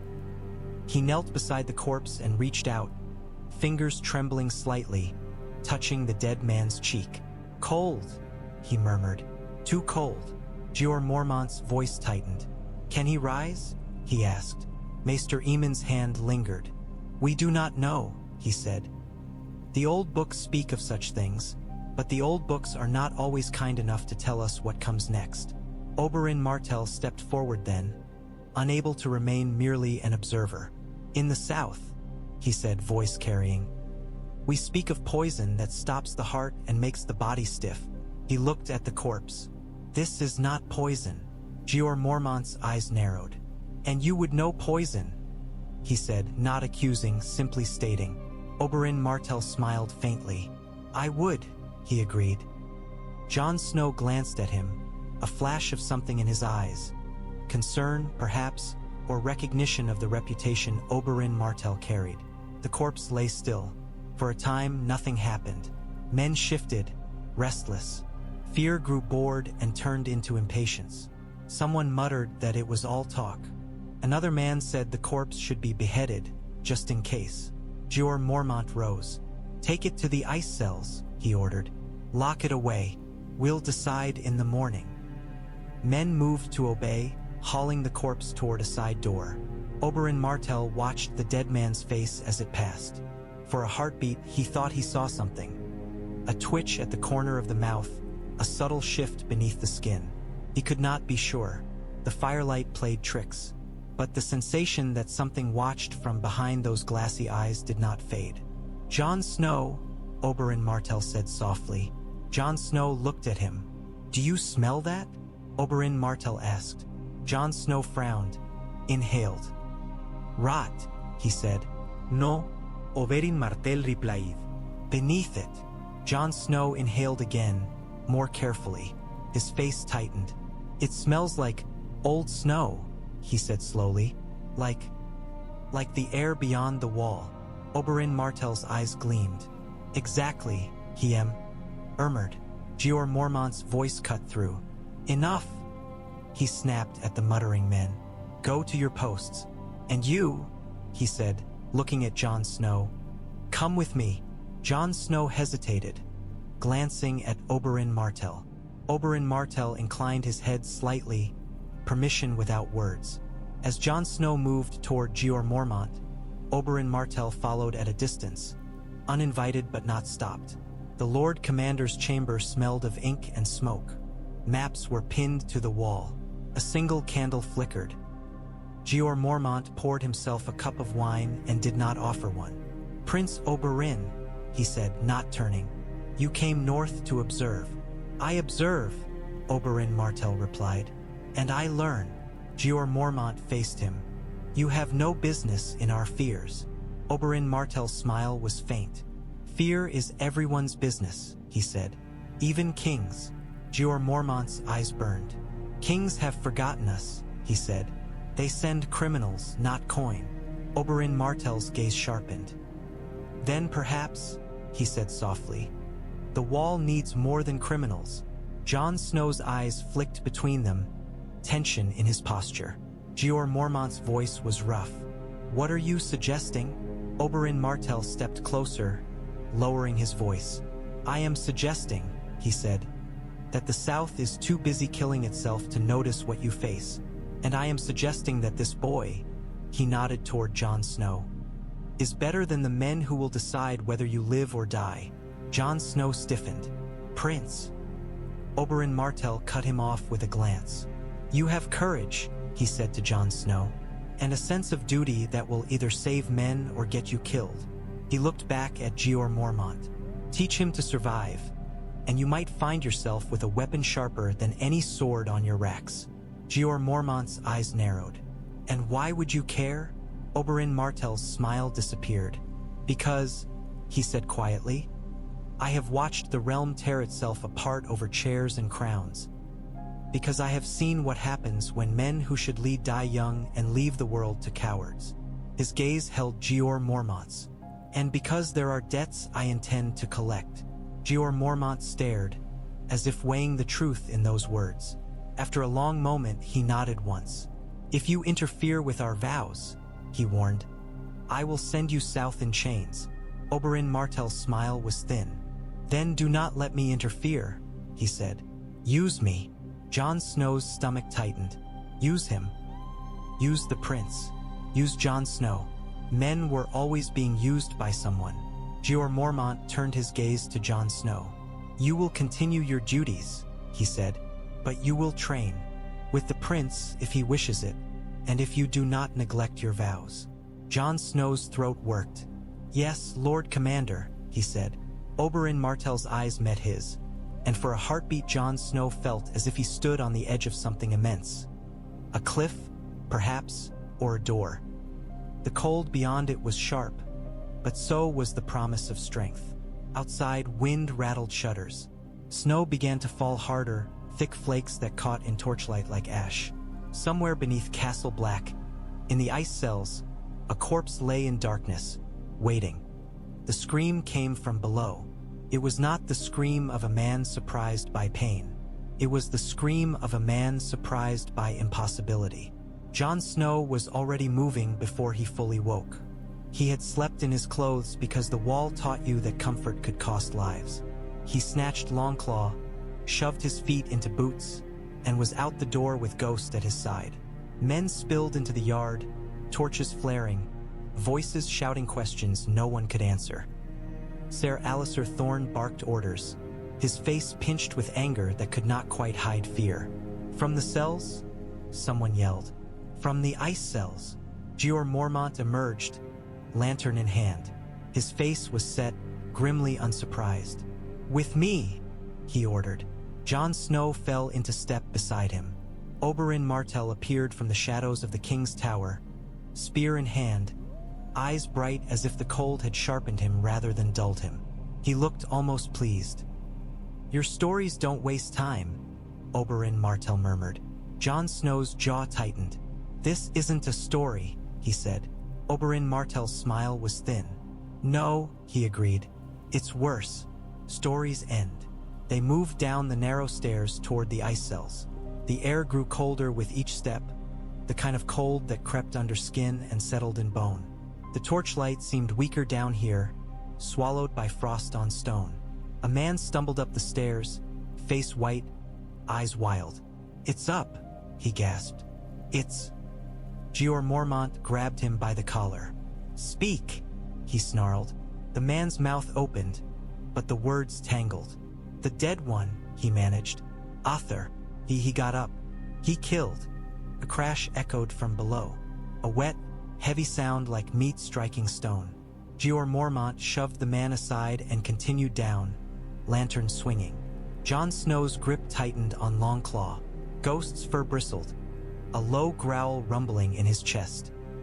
At the bottom, the corridor opened into the ice cells, narrow chambers carved into cold stone and lined with old bars rimed in frost. The door to one cell hung open, broken. Inside, darkness moved. Othor stepped out. He moved like a puppet pulled by strings that did not quite understand human joints. His head lolled slightly, then snapped up. His mouth hung open, lips blackened with cold. His eyes were not eyes anymore, glassy, pale, reflecting torchlight with a faint blue sheen. Blood streaked his hands. A body lay crumpled in the cell behind him, throat torn. Jon Snow felt his stomach drop, not because he hadn't believed, but because belief did not lessen horror when horror stood in front of you. Fire! Jeor Mormont barked, voice hoarse. A torch thrust forward. Othor's head turned toward it, as if drawn, and then he moved, fast, sudden, all stiffness replaced by a terrible purpose. He lunged at the torchbearer, hands outstretched, fingers clawing. Jon Snow stepped in, long claw flashing. He slashed at Othor's arm. The Valyrian steel bit deep, severing flesh, but the corpse did not cry out, barely slowed. Its other hand reached for Jon Snow's throat with a strength that did not belong to dead muscle. Ghost leaped, teeth sinking into Othor's calf. The corpse staggered, but did not fall. It swung a fist at Ghost, connecting with a dull thud. Ghost yelped, tumbling back, more startled than hurt. Oberyn Martell moved then, spear striking like lightning. The point punched into Othor's shoulder, pinning him briefly against the stone. Oberyn Martell twisted, ripping the spear free. The motion tore flesh, but the corpse did not bleed the way living flesh bled. What seeped out was dark, thick, sluggish, as if blood itself had congealed into something alien. Head, Oberyn Martell said sharply. Take the head. Jon Snow shifted, raising Longclaw for a decapitation strike. Othor's hand caught his wrist. The cold of it shocked Jon Snow.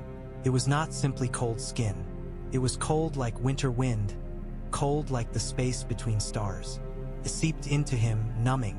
His fingers began to lose feeling. Jon Snow snarled, yanking his arm back, but the corpse's grip was iron. Panic flared. Not fear of death, Jon Snow had faced that, but fear of being helpless, of being dragged under by something that did not care. Oberyn Martell's spear but slammed into Othor's jaw, snapping the head back. The corpse's grip loosened a fraction. Jon Snow tore free and swung Longclaw hard. The blade took Othor's head cleanly. The head hit the stone floor and rolled, mouth still open as if in the middle of a scream that would never come. The body remained standing for a heartbeat, swaying, then collapsed in a heap. Silence fell, broken only by harsh breathing and the crackle of torches. Jeor Mormont's face was gray. "Burn it," he ordered. Men moved quickly, fear making them efficient. Oil was poured, torches pressed. Flames caught, reluctant at first, then hungry. The body blackened, curling, and a smell rose, worse than rot, worse than burning flesh. It smelled like something old being forced to release what it had stolen. Jon Snow stared at the flames, chest heaving. His wrist throbbed where Othor had gripped him. The cold lingered in his bones as if it had marked him. Oberyn Martell watched too, expression unreadable. When the flames rose higher, reflecting in his eyes, he looked almost solemn. "You have fought this before?" Oberyn Martell said quietly to Jon Snow, as the men stepped back. Jon Snow swallowed. "Once," he said, "but not like this, not so close." Oberyn Martell nodded. "Close is where men die," he said, "and where lessons stick." Jeor Mormont turned on them, voice raw. "The dead rise," he said, as if saying it might make it more manageable. "And the South laughs at us." Oberyn Martell leaned against the wall, spear resting in his hand as if it were an extension of his body. "The South laughs at anything it cannot see," he said, "until it is on their throat." Jeor Mormont's eyes burned. "I've sent ravens," he said. Begged for men. Begged for dragonglass. Begged for coin. His mouth twist. Addition, they send thieves. They send bastards. They send nothing. Jon Snow flinched slightly at bastard, but he kept his face steady. He had learned to swallow that sting. It had never stopped being bitter. Oberyn Martell's gaze shifted to Jon Snow. "And yet," he said softly, "sometimes bastards are what save the world." Jeor Mormont stopped pacing. He stared at Oberyn Martell, suspicion sharpening. "You speak strangely for a prince," he said. Oberyn Martell smiled faintly. "I am a strange prince," he replied. "Dorne breeds them. Jeor Mormont's gaze flicked to Jon Snow. "You fought well," he said, grudging respect in his tone. "If you hadn't." Jon Snow nodded once, not trusting his voice. Jeor Mormont's eyes lingered on Oberyn Martell's spear. "And you," he said, "you don't flinch." Oberyn Martell's smile faded. "I flinch," he said quietly. "I simply do it where no one sees." He stepped forward. "Lord Commander," he added, voice turning serious, "you are right about one thing. The South will not help until it must. That means you must make it must." Jeor Mormont's jaw clenched. "How?" Oberyn Martell's eyes were bright, dangerous. "You need a story they cannot ignore," he said. "A name they cannot dismiss." He glanced at Jon Snow again. "A boy from Winterfell, a wolf, a Valyrian sword." He looked back at Jeor Mormont. "If the wall speaks through a voice the South recognizes, they will listen, not out of honor, out of fear." Jon Snow's stomach tightened. He did not like being spoken of like a tool, but the cold on his wrist reminded him that tools had purposes, and the dead did not care about pride. Jeor Mormont's eyes narrowed. "You want to use Jon Snow," he said. Oberyn Martell did not deny it. "Yes," he said, "and I want to teach him how to use himself first." Jon Snow's voice came out rough. "I don't want to be used," he said. Oberyn Martell looked at him, expression softening just slightly. "Then learn," he said, "so you can choose." Jeor Mormont stared at them both, then gave a slow nod. "Teach him," he said, "but keep him in the black. The Watch cannot afford to lose him to Southern Games." Oberyn Martell inclined his head. "Of course," he said again, and Jon Snow wondered if the prince ever spoke without layering meaning like armor. When they left the Lord Commander's chamber, the snow had thickened into a curtain. Castle Black's torches glowed like embers in a sea of white. Jon Snow walked beside Oberyn Martell, wrist wrapped in cloth, Ghost limping slightly but refusing to be left behind. The yard was quiet now, men returning to their posts, fear settling into routine. "I didn't ask for this," Jon Snow said suddenly, voice low. Oberyn Martell glanced at him. "Ask for what?" "For people to think I matter," Jon Snow said, words sharper than he intended. For you to come here and," he gestured helplessly, "and decide I'm useful." Oberyn Martell's smile was small, almost sad. "None of us ask for the eyes that find us," he said. "The world chooses. The question is what you do when it does." Jon Snow's jaw tightened. "I do my duty," he said. Oberyn Martell stopped walking. Jon Snow stopped too, turning. Snow gathered on their cloaks. Oberyn Martell's eyes held his, dark and intense. "Duty is a fine thing," he said. "It keeps a man upright when everything else bends. But duty alone will not keep you alive." He lifted a hand and tapped Jon Snow's wrapped wrist gently. "That corpse did not care about your duty. It cared about killing you." Jon Snow swallowed. The cold memory lingered. Oberyn Martell's voice softened. "You have something," he said, "a stubbornness that does not know when to quit. That can be turned into strength." His gaze flicked to Ghost. "And you have a wolf who will not leave you." Ghost's ears flicked, as if understanding his name. Jon Snow's voice was quieter. "What do you want?" he asked again, but this time without anger. Oberyn Martell's smile returned, and it was not gentle. "I want," he said softly, "a world where men like Gregor Clegane do not get to exist." He stepped closer. "And I want a king who understands that monsters come in more than one form." Jon Snow's heart thudded. "A king," he repeated. Oberyn Martell's eyes gleamed. "One lesson at a time," he said. "For now, sleep. Tomorrow we work." Jon Snow nodded, though sleep felt impossible. As he walked away, he could feel Oberyn Martell's gaze on his back, heavy as the wall's shadow. Somewhere beyond the ice, something older than vows listened to the wind and smiled without lips. The days that followed settled into a rhythm that felt almost normal, which was perhaps the most frightening thing. The dead rose in the ice cells and were burned, and then men went back to sharpening swords and hauling wood as if the world had not changed. Fear became another tool to carry. Oberyn Martell began training Jon Snow with the same patience he had used in the pit. Not the patience of gent noted, but the patience of inevitability. He did not flatter. He did not soothe. He corrected again and again until Jon Snow's muscles began to move without argument. He began with footwork because footwork was truth. A sword could lie. A face could lie. Feet did not. "Do you know why men die?" Oberyn Martell asked one morning as they stood in the yard, snow crunching under boots. Jon Snow's breath steamed. "Because they're slower," he said. Oberyn Martell shook his head. "Sometimes," he said, "but not always. Many fast men die." He stepped closer. "Men die because they stand where death is." He tapped Jon Snow's chest lightly with the spear. "You stand too close. Always. You want the fight to end quickly because you fear what happens if it drags on." Jon Snow bristled. "I don't fear," he began. Oberyn Martell's eyes sharpened. "Everyone fears," he said softly. "Some fear pain. Some fear shame. Some fear being forgotten." His voice dropped. "You fear being nothing." The word struck too close. Jon Snow's jaw clenched, but he did not deny it. Denial was a kind of weakness, and Oberyn Martell punished weakness. Instead, Jon Snow raised Longclaw and shifted his stance, trying again, trying to move as Oberyn Martell had shown him. Smooth, controlled, not lunging, not reaching. The spear came at him, and this time Jon Snow did not meet it head-on.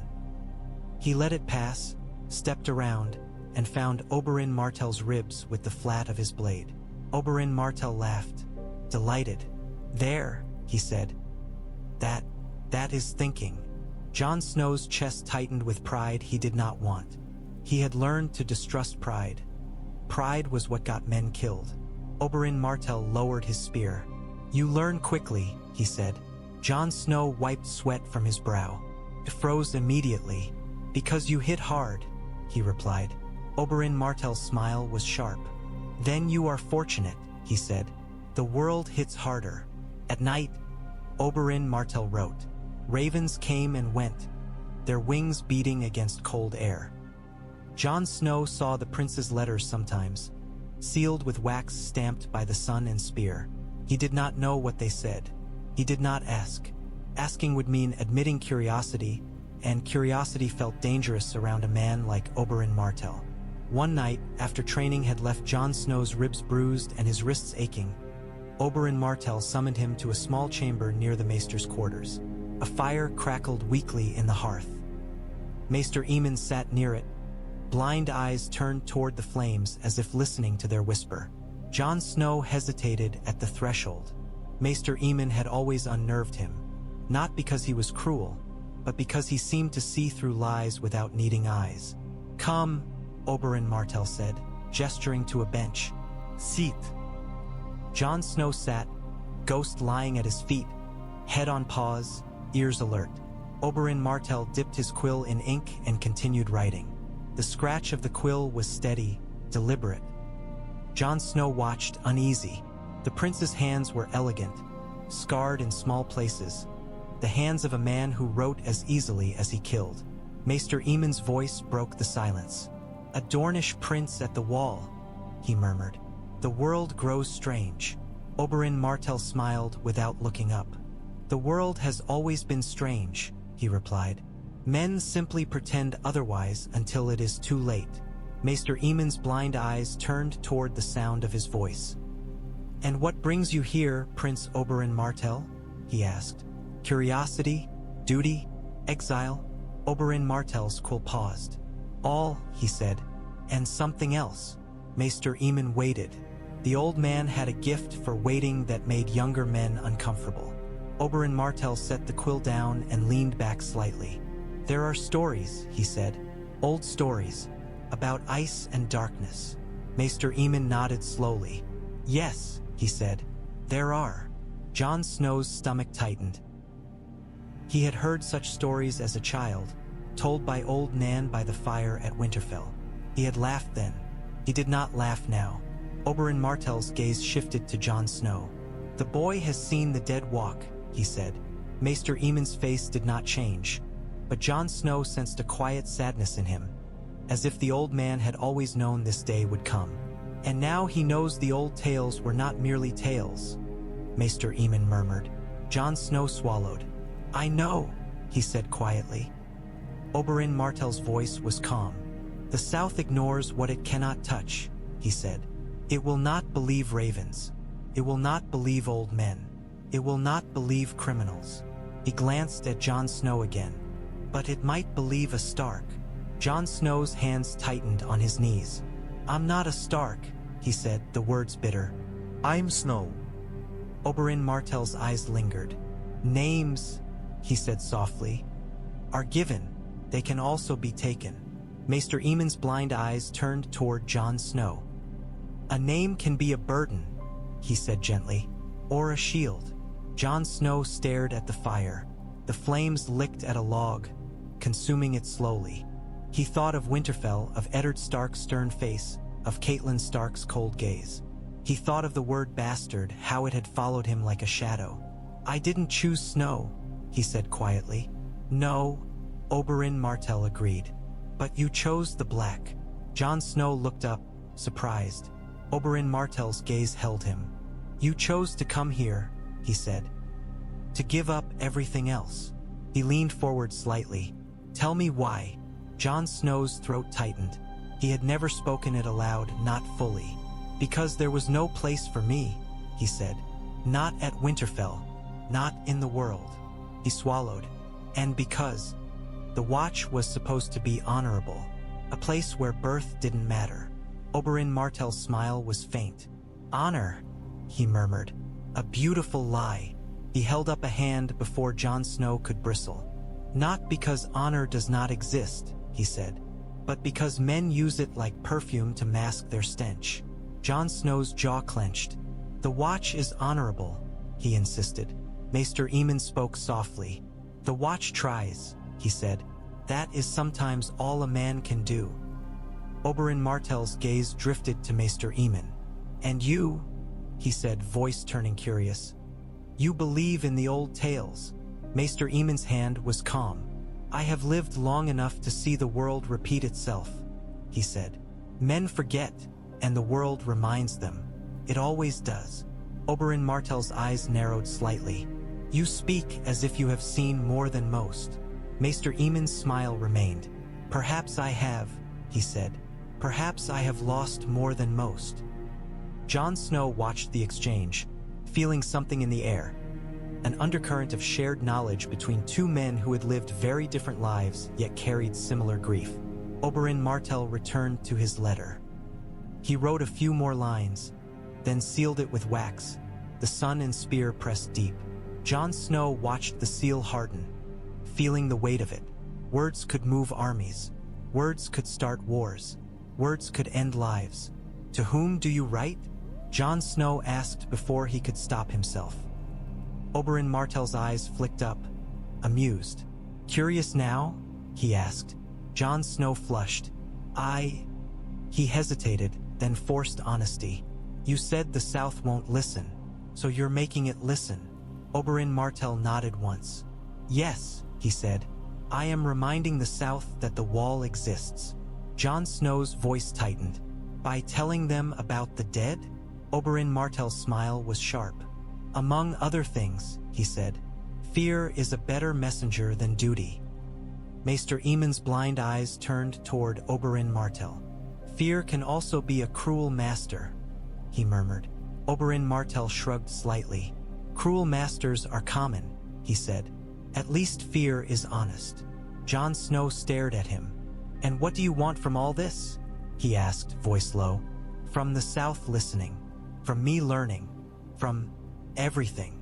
Oberyn Martell's expression softened just a fraction, enough to reveal something dangerous beneath. Purpose. "I want," he said quietly, "to stop pretending the world is only about thrones." He glanced at Maester Aemon, then back at Jon Snow. "But if men insist on thrones," he added, voice hardening, "then I want a man on it who will not ignore the dark." Jon Snow's heart thudded.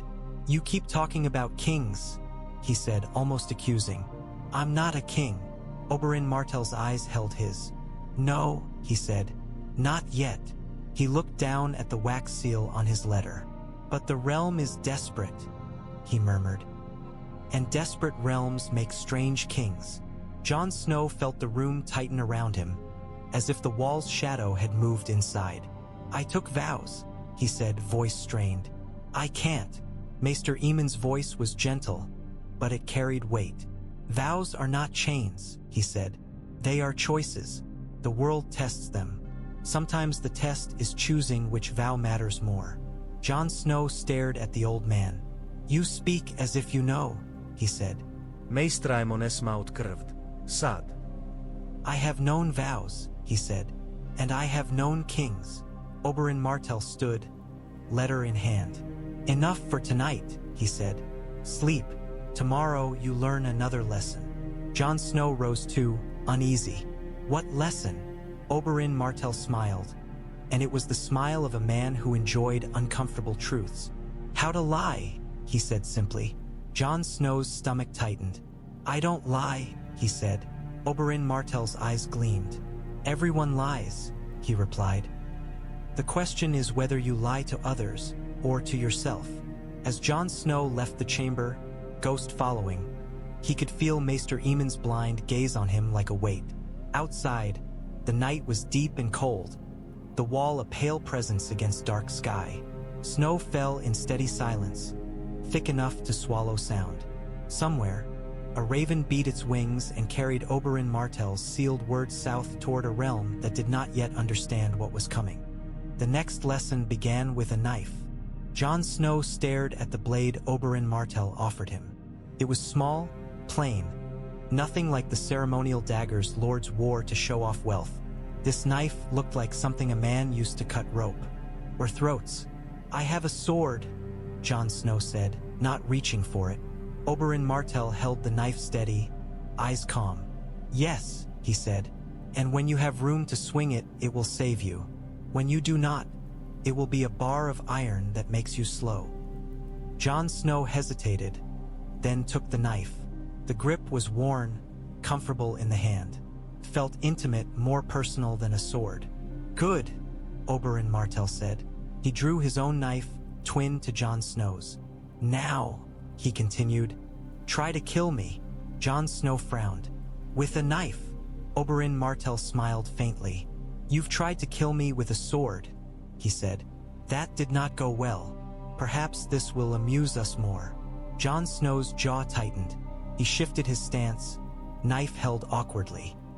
He had used knives for small tasks, not for fighting. He had seen men fight with knives, but watching was not knowing. He lunged. Oberyn Martell sidestepped, caught Jon Snow's wrist, twisted. Pain shot through Jon Snow's arm. The knife clattered into the snow. Oberyn Martell's knife pressed lightly against Jon Snow's ribs.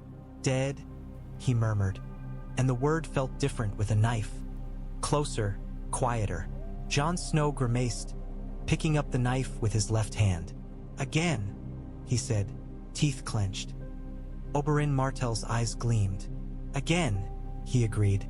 They repeated the exchange until Jon Snow's wrists ached and his knuckles bled from falling into the snow and stone. Oberyn Martell corrected his grip, his foot placement, the angle of his elbow. He did not spare Jon Snow because he was young. He did not spare him because he was tired. He trained him the way you trained a man you expected to face death. Do not chase the blade, Oberyn Martell said, guiding Jon Snow's hand. Chase the intent. How? Jon Snow rasped, breath steaming. Oberyn Martell's knife flicked toward Jon Snow's throat. Fast, precise. Jon Snow flinched back, heart pounding. Like that, Oberyn Martell said calmly. You felt it before you saw it. That feeling is your friend. You ignore it because you want to believe you are brave. Jon Snow's mouth twisted. I am brave, he said. Oberyn Martell's smile was sharp. Yes, he said, and it will get you killed if you confuse bravery with stupidity. He stepped back. Again, they trained by torchlight after duties were done, because the watch did not stop needing wood hauled and gates guarded simply because Jon Snow was learning to fight differently. The yard emptied as men went to sleep. Snow drifted in soft whirls around them, catching in their hair. Torches snapped in the wind. Ghost watched from the edge of the light, silent as a shadow, eyes reflecting torchfire. Sometimes the wolf shifted, ears pricking as if hearing something beyond human range. Jon Snow did not ask what. He had begun to learn that asking was not always useful. Sometimes you simply noted and prepared. Ser Alliser Thorne watched too, from a distance, arms folded, face tight with resentment. He had always hated Jon Snow for being competent, for being the kind of boy nobles were supposed to love. Now he seemed to hate him for being noticed by a prince. One night, after Jon Snow had been thrown into the snow for the 10th time, Ser Alliser Thorne stepped closer, voice cutting through the yard. "Teaching him to be a snake, are you?" he called. "Poison in the veins, lies in the mouth?" Oberyn Martell did not turn immediately. He wiped snow from his knife, movements unhurried. When he did turn, his gaze found Ser Alliser Thorne and held him like a hook. "I teach him to live," Oberyn Martell said. Ser Alliser Thorne es nered. "He's a brother of the Watch," he snapped. "He doesn't need your southern tricks." Oberyn Martell's eyes gleamed. "Does he need your northern cruelty?" he asked. Ser Alliser Thorne is face darkened. "Cruelty?" he spat. "Discipline." Oberyn Martell's smile was thin. "Words," he murmured. "You use them like armor. They do not protect you from truth." Ser Alliser Thorne stepped forward, anger making him reckless. "You think yourself untouchable because you're a prince," he snarled. "This is the wall. No one is untouchable." Oberyn Martell's eyes glittered. "Then touch me," he said softly. The yard went very still. The torches crackled. Snow fell. Jon Snow's stomach tightened. He knew Ser Alliser Thorne's pride. He knew how it could be baited. Oberyn Martell's invitation was a hook, and Ser Alliser Thorne had swallowed. Ser Alliser Thorne drew his sword. Jon Snow started to speak, to protest, but Oberyn Martell lifted a hand slightly, silencing him.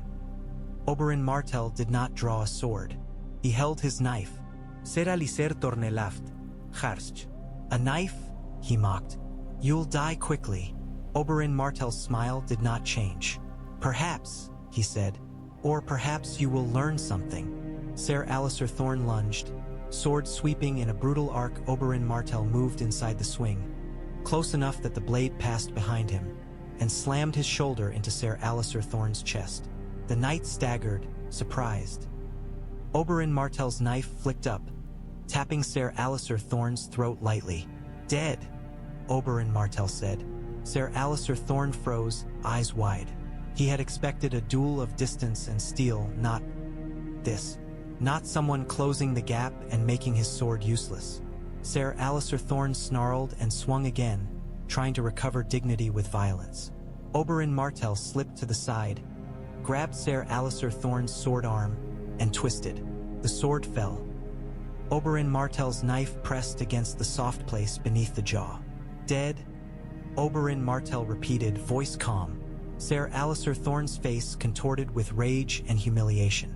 He shoved away, stumbling back, hand at his throat as if feeling the place where death could have kissed.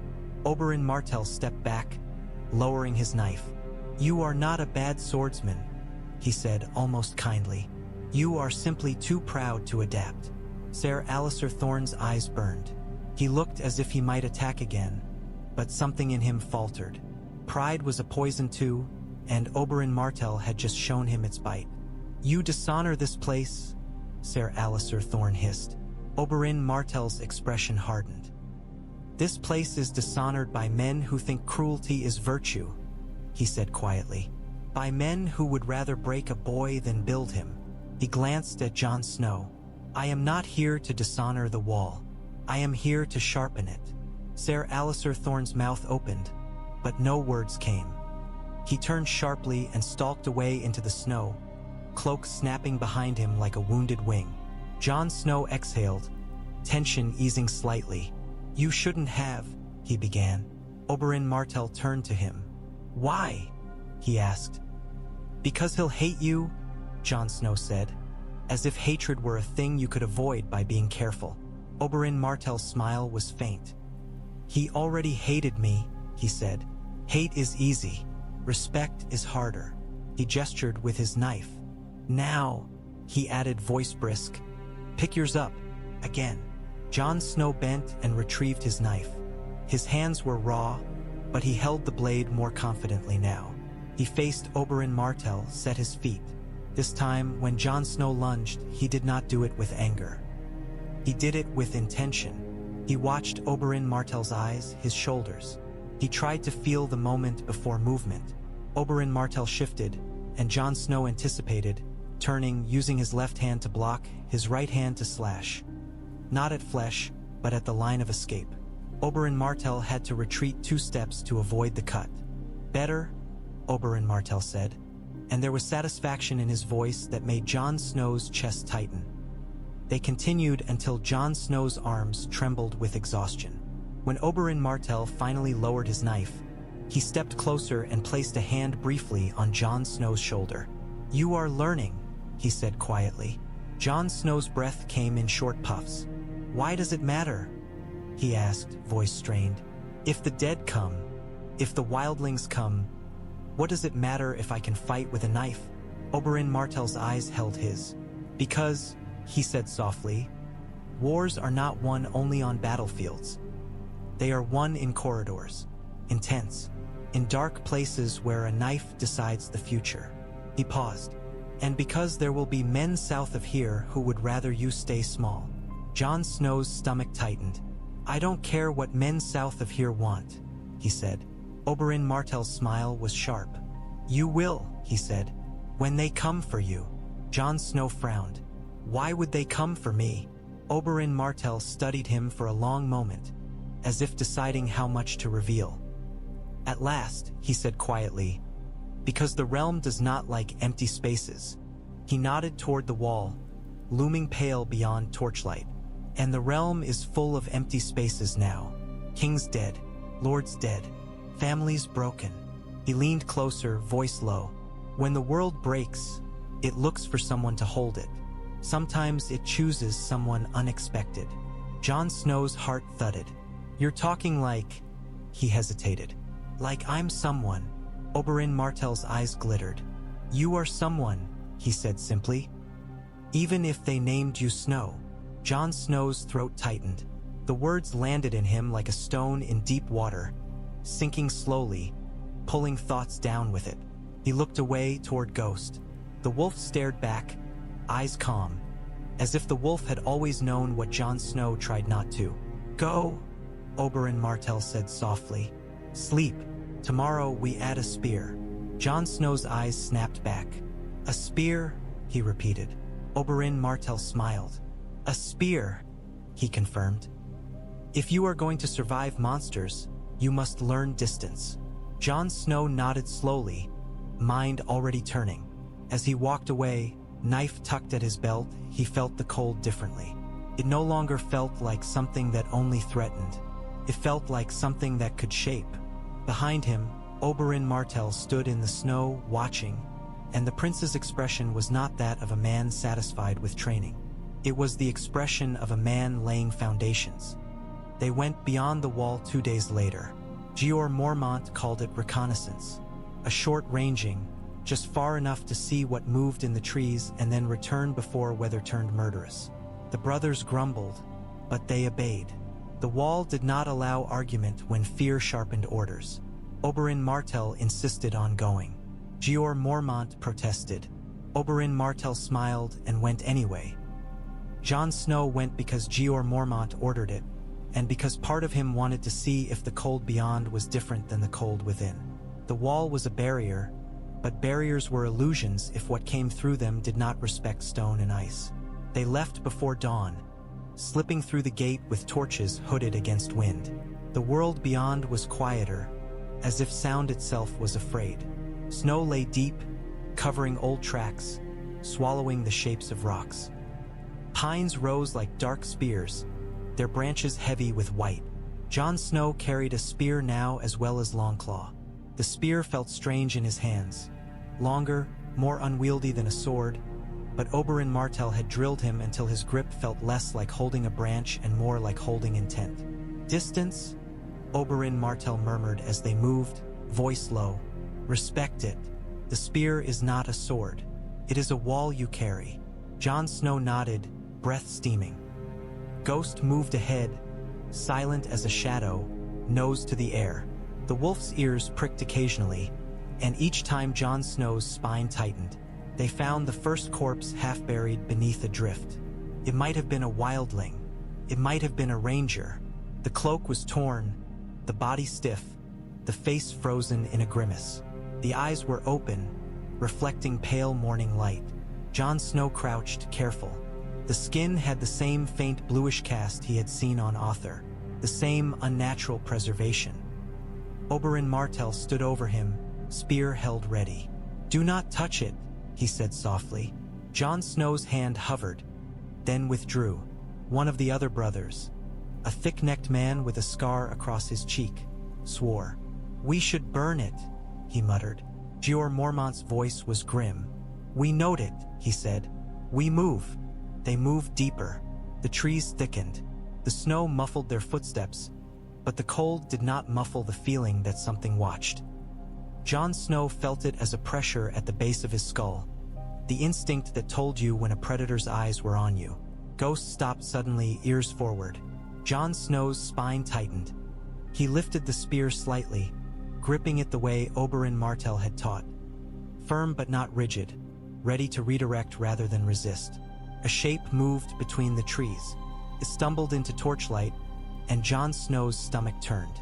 It wore torn furs. The skin was pale, stretched tight over bones. Frost clung to its beard. Its eyes were not blue like the others. They were dull, dead, yet somehow focused, as if guided by a will that was not its own. The wight lurched toward the corpse on the ground, hunger written into every jerking step. Jeor Mormont raised a hand, holding the men still. "Now," he whispered. The wight stepped onto the hidden iron. The spikes punched up through snow into its foot, stopping it abruptly. It flailed, arms windmilling, making a sound like a wet choke. Chains snapped tight as men yanked from hidden positions. Iron bit into the wight's limbs, wrapping, tightening. The creature fought with strength that did not belong to a dead body, jerking hard enough to make links groan. Jon Snow moved in, spear point aimed at its chest, not to kill but to keep distance. "Hold!" he hissed to the men straining at chains. "Don't get close." The wight's head snapped toward his voice. Its mouth opened, teeth bared, and it lunged as far as the chains allowed, snapping its jaws inches from Jon Snow's spear shaft. Jon Snow's heart hammered. He held the spear firm, using it like a barrier. The wight's teeth scraped wood. Spittle, thick and dark, dripped down. Oberyn Martell stepped in from the side, moving with terrifying calm. He slammed the spear but into the wight's sternum, driving it back, not with rage but with efficiency. The wight's ribs cracked with a dull sound. It did not scream. It only flailed harder. Ghost lunged, teeth sinking into the wight's forearm. The creature swung wildly, trying to strike the wolf. Ghost darted back, too quick, then circled, snarling. Men shoved iron shackles onto the wight's wrists, locking them tight. One man got too close, face contorted with effort. The wight snapped its head forward and bit, catching the man's cheek. The man screamed, blood spraying into snow. Jon Snow reacted without thinking. He slammed his spear shaft sideways into the wight's face, levering its jaw away. The dead teeth tore free, taking flesh with them, and the man stumbled back, hands clamped to his face. "Back!" Jon Snow roared. "Back!" Jeor Mormont grabbed the wounded man and shoved him behind the line. "Hold the chains," he snapped. The wight thrashed, shackles clanking, chains taut. The strength was obscene, felt like wrestling winter itself. Oberyn Martell's voice cut through, sharp. "Bind the ankles," he ordered, as if he had been commanding such hunts his whole life. They did. They looped chains around the creature's legs, tightened until the dead joints creaked. The wight still fought, but its movements grew more limited, more desperate. Jon Snow kept his spear between himself and the snapping jaws, breath coming hard. Every time the wight lunged, Jon Snow adjusted, maintaining distance. He could feel Oberyn Martell's training in his body now, not as lessons remembered, but as instincts. At last the wight was secured enough to be dragged. Men heaved, panting, hauling the chained creature toward the wall, toward the gate that would swallow them back into the world of torches and stone. As they moved, Jon Snow glanced into the trees, expecting blue eyes to appear, expecting the cold mist of an Othor watching its servant taken. He saw only shadow and snow. That absence felt worse than presence. Oberyn Martell moved beside him, spear still in hand, eyes scanning. "Do you understand now?" he murmured to Jon Snow, voice low. Jon Snow swallowed, throat raw. "Understand what?" he rasped. Oberyn Martell's gaze flicked toward the struggling wight. "Why the South must see," he said, "and why you must learn." His voice hardened. "This is what comes when men pretend their wars are the only wars." Jon Snow's chest tightened. He looked at the wight, at the iron biting into dead flesh, at the way it fought without life. He pictured it in an iron cage on a ship, on a road, at a lord's gate. He pictured the realm finally believing. He also pictured what it would cost. When they reached the wall, the gate opened like a throat, swallowing them and their prisoner. The yard lights blurred through snow. Men gathered, eyes wide, faces pale. The wight thrashed again, as if sensing warmth, as if hating it. Jon Snow tightened his grip on the spear. His hands shook, not from cold, but from adrenaline and the steady horror of realizing this was only the beginning. In the yard, the cage waited, black bars gleaming with frost. Jeor Mormont's voice was grim. "Put it in," he ordered. Men heaved, dragged, shoved. The wight slammed against the bars, snarling without breath. Chains clanked. The cage door swung shut. Iron locks clicked. The sound was final.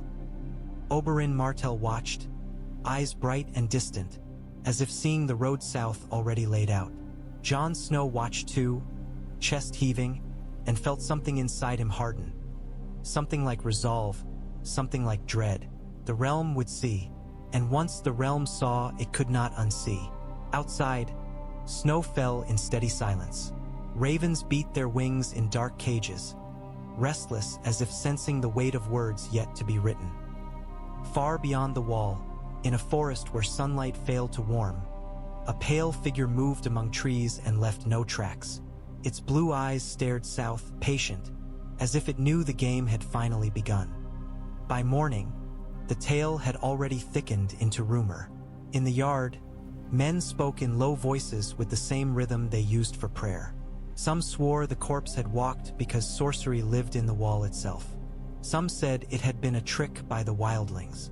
Ser Alliser Thorne suggested, loudly, that it was northern stupidity given a cloak and called bravery. Jeor Mormont did not waste time correcting them. He dragged his officers into his chamber, shut the door against the wind, and tried to put the impossible into the shape of a plan. A map lay on the table, corners curled from years of use. Black pins marked Eastwatch by the sea, the Shadow Tower, and the crumbling forts in between. The wall was a line on parchment. In life, it was a continent of ice and fear. Bowen Marsh hovered at Jeor's shoulder with the permanent expression of a man who had spent too long tallying shortages. Othel Yarwick stood across from him, hands rough and cracked, as if he would rather be measuring timber than fate. Jon Snow stood near the hearth with Ghost at his heel, listening. Oberyn Martell leaned against the table as if he owned it, spear laid across the parchment like a verdict. Jeor Mormont's voice was gravel. "We've burned too," he said, looking at them all. "We've seen one rise and try to kill us in our own cells. And we've seen," his throat worked, "we've seen another." Silence followed, the kind that made the fire's crackle sound obscene. Bowen Marsh cleared his throat, a small, desperate noise. "My lord," he said, careful as a man stepping across thin ice. "The Watch has faced wildlings for thousands of years. We are built for that. If the dead, he swallowed. If this is true, what can we do? We have no dragon glass. No sorcery. We have fire, Othel Yarwick said, as if clinging to something solid. Oberyn Martell's mouth curved faintly. Fire is honest, he said, but it is slow. Gior's eyes narrowed. You've an idea, he said. It was not accusation. It was the weary recognition of a man who had watched too many lords come north with opinions and leave south with excuses. Oberyn Martell rested both hands on the table, fingers splayed. The South will not believe you, he said simply. Ravens do not carry fear. They carry ink. The South has learned to ignore ink. Bowen Marsh bristled. We have sent ravens for years. And what did you receive? Oberyn Martell asked softly. Bowen Marsh's mouth tightened. Boys. Thieves. Oberyn Martell nodded. Exactly. Jon Snow's jaw clenched. He hated how easily Oberyn said it, as if men were weights on a scale. Yet Jon Snow also knew it was true. The wall was fed the realm's unwanted, and then expected to stand against everything the realm refused to face. Jeor Mormont stared at Oberyn Martell. What do you suggest, Prince Oberyn Martell? Oberyn's eyes flashed. Proof, he said. Not words. Proof that breathes. Proof that bites. Othel Yarwick frowned. You mean to send a corpse south? A walking corpse, Oberyn Martell corrected. Bowen Marsh recoiled. That's madness. Oberyn Martell's gaze turned mild, almost kind. Madness, he said, is waiting until the dead march on Winterfell before you decide to convince anyone. Jeor Mormont's mouth tightened. How? He demanded. How do we send such a thing? Across leagues of road? Through towns and castles full of men who will panic or profit. Oberyn Martell tapped the spear against the table once. In iron, he said. In chains. In cold. His gaze slid to the corner where an empty iron cage sat. Black bars rhymed with frost. Your wall keeps men alive by teaching them how to endure discomfort. Let it teach the dead as well. Keep it frozen enough to last. Move it fast enough to arrive. Choose the path that avoids gossip until it is at a lord's door.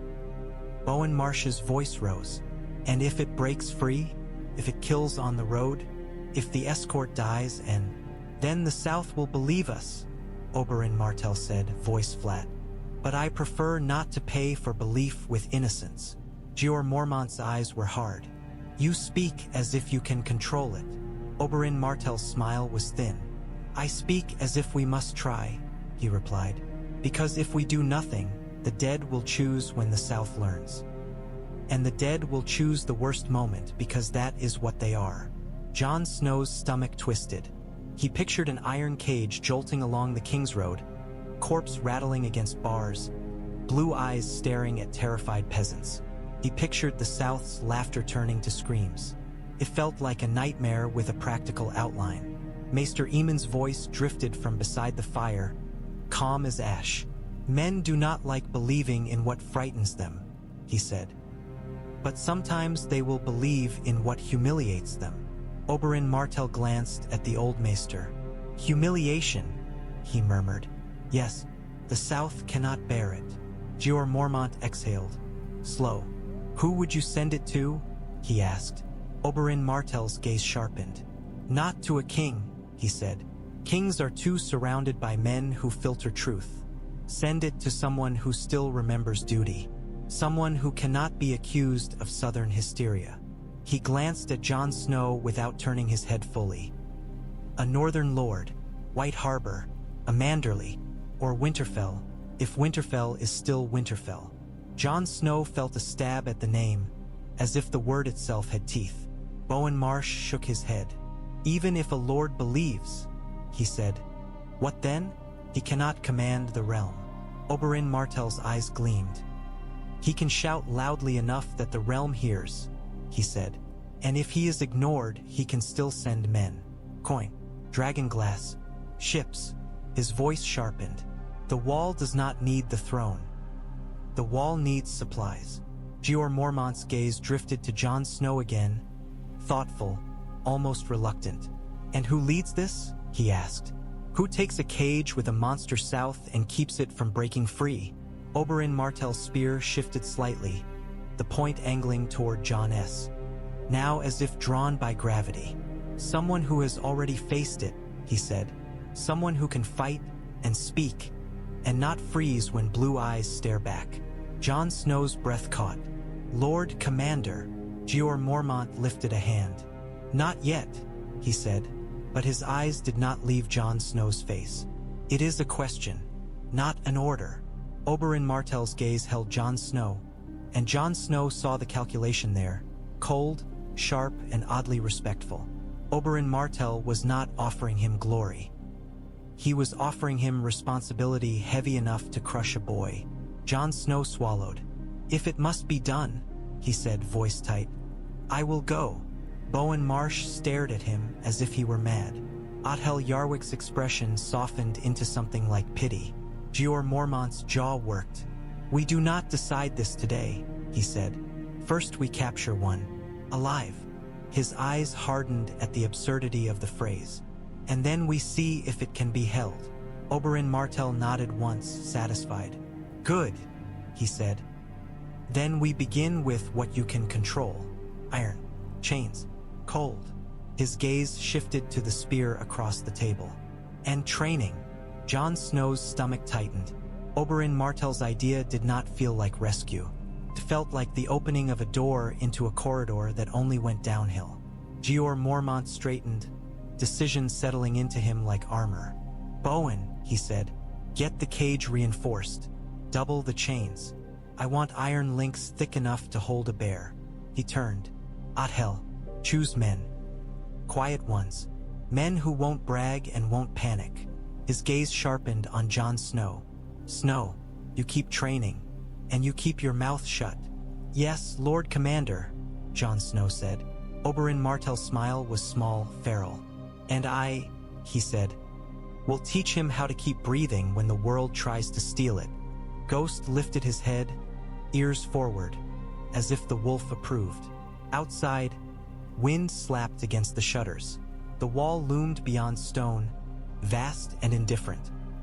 It had witnessed 1,000 plans made by men who thought they could bargain with night. It would witness this one too. The spear changed everything. With a sword, Jon Snow had always felt like he stood inside the fight. The blade demanded closeness. It demanded commitment. It demanded that you put your body where your enemy could reach it, because that was the bargain steel made. "Cut me and I will cut you." The spear made a different bargain. The spear promised distance. The spear promised that death could be delivered without sharing breath. Oberyn Martell taught it like a language. He did not begin with thrusts. He began with stance, with the small adjustments of heel and hip that turned a boy into a threat. "You want to plant your feet," Oberyn Martell said, circling Jon Snow, spear held low. "Because you think planting makes you strong. It does." He tapped Jon Snow's lead foot with the spear's shaft. "And it makes you slow." Jon Snow adjusted, annoyed. "If I move too much," he said, "I lose balance." Oberyn Martell's smile was quick. "Yes," he said, "if you move without purpose." He stepped closer, voice softer, and Jon Snow had learned to fear the softness because it usually preceded pain. "Balance is not being still," Oberyn Martell murmured. "Balance is being able to move and still be yourself." Jon Snow frowned, trying to understand. Oberyn Martell's teaching always sounded like riddles until the riddle hit you in the ribs. Oberyn Martell raised his spear, the point hovering like a needle. "Now," he said, "show me how you would kill me." Jon Snow lifted his spear, hands already sore from drills. He thrust. Oberyn Martell slid aside and caught the spear with his own shaft, redirecting it. The move was small, almost lazy, but Jon Snow's thrust went wide as if pulled by a rope. Oberyn Martell's spear point kissed Jon Snow's throat. "Dead," Oberyn Martell said. Jon Snow cursed under his breath and reset. Again and again they repeated the exchange. Jon Snow thrust, Oberyn Martell redirected, countered, punished. At first Jon Snow fought the spear, trying to muscle it into obedience. The spear punished him for that arrogance by turning into a lever against his wrists, a trap against his shoulders. Every time Jon Snow tried to win with strength, Oberyn Martell turned that strength into an opening. "Stop fighting the weapon," Oberyn Martell snapped after Jon Snow's third frustrated lunge. "Fight the man." Jon Snow's cheeks burned. "I am," he insisted. Oberyn Martell's eyes flashed. "No," he said. "You are fighting your own anger." He stepped in, spear shaft slamming into Jon Snow's forearms. Pain flared. Jon Snow's fingers loosened, and his spear dipped. Oberyn Martell's point stopped an inch from Jon Snow's eye. Jon Snow froze, breath caught. Oberyn Martell held the spear there, unwavering. "Do you see?" he asked softly. Jon Snow swallowed. He could see the spear point, narrow and precise, and the space around it where his life still existed. He could also see Oberyn Martell's eyes, calm, focused without rage. "Yes," Jon Snow rasped. Oberyn Martell withdrew the spear and stepped back. "Again," he said. Jon Snow tried to breathe differently this time. He tried to let his anger sit in his gut instead of flooding his limbs. He watched Oberyn Martell's shoulders, his hands, the subtle shift of weight that preceded movement. He waited. Oberyn Martell attacked first, spear darting like a striking snake. Jon Snow parried, not by meeting the point, but by catching the shaft, turning it aside. The impact jolted through his arms, but he held. He counterthrust, quick, aimed at Oberyn Martell's ribs. Oberyn Martell twisted away, but the spear point grazed his fur, close enough to matter. Oberyn Martell laughed, delighted. "There," he said. "You see? You can be patient." Jon Snow's chest tightened with reluctant pride. Donal Noy watched from the armory door, one-arm silhouette framed by shadow. The smith's gaze was skeptical, but not dismissive. He had seen men learn and men break. He watched now to see which Jon Snow would become. Ghost circled the practice ring slowly, paused silent on packed snow. The wolf's presence changed Jon Snow's sense of space. It was as if Ghost marked the edges of danger, reminding him that distance was not emptiness. It was territory. Oberyn Martell stepped closer again, spear lowering. "The spear is not a sword," he said. "Do not swing it like one." Jon Snow wiped sweat from his brow. It froze in his hair. "It feels like I'm always waiting," he said, frustrated. "Always watching." Oberyn Martell's voice turned quiet. "You have spent your life waiting," he said. "Waiting for a place at a table that never had a chair for you. Waiting for a name that would not sting. Waiting for men to look at you and see something other than what you are not." He lifted the spear slightly. "This is different. This is you choosing when to strike." Jon Snow's throat tightened. The words landed too close. He wanted to deny them, but denial felt childish under Oberyn Martell's gaze. "Again?" Oberyn Martell said, brisk, as if refusing to let emotion soften the lesson. They trained until Jon Snow's arms trembled. When Oberyn Martell finally called a stop, Jon Snow could barely feel his fingers. He leaned on the spear, breath steaming in harsh bursts. Oberyn Martell stood in front of him, barely winded. "You will ache," he said. "I already do," Jon Snow muttered. Oberyn Martell smiled. "Good," he said. "Ache means your body remembers. Remembering means you survive." Jon Snow straightened, grimacing. "Why do you care if I survive?" he asked suddenly, the question tearing free of him like a splinter. Oberyn Martell's smile faded. For a moment his eyes looked older than his face, as if grief had carved depth into them.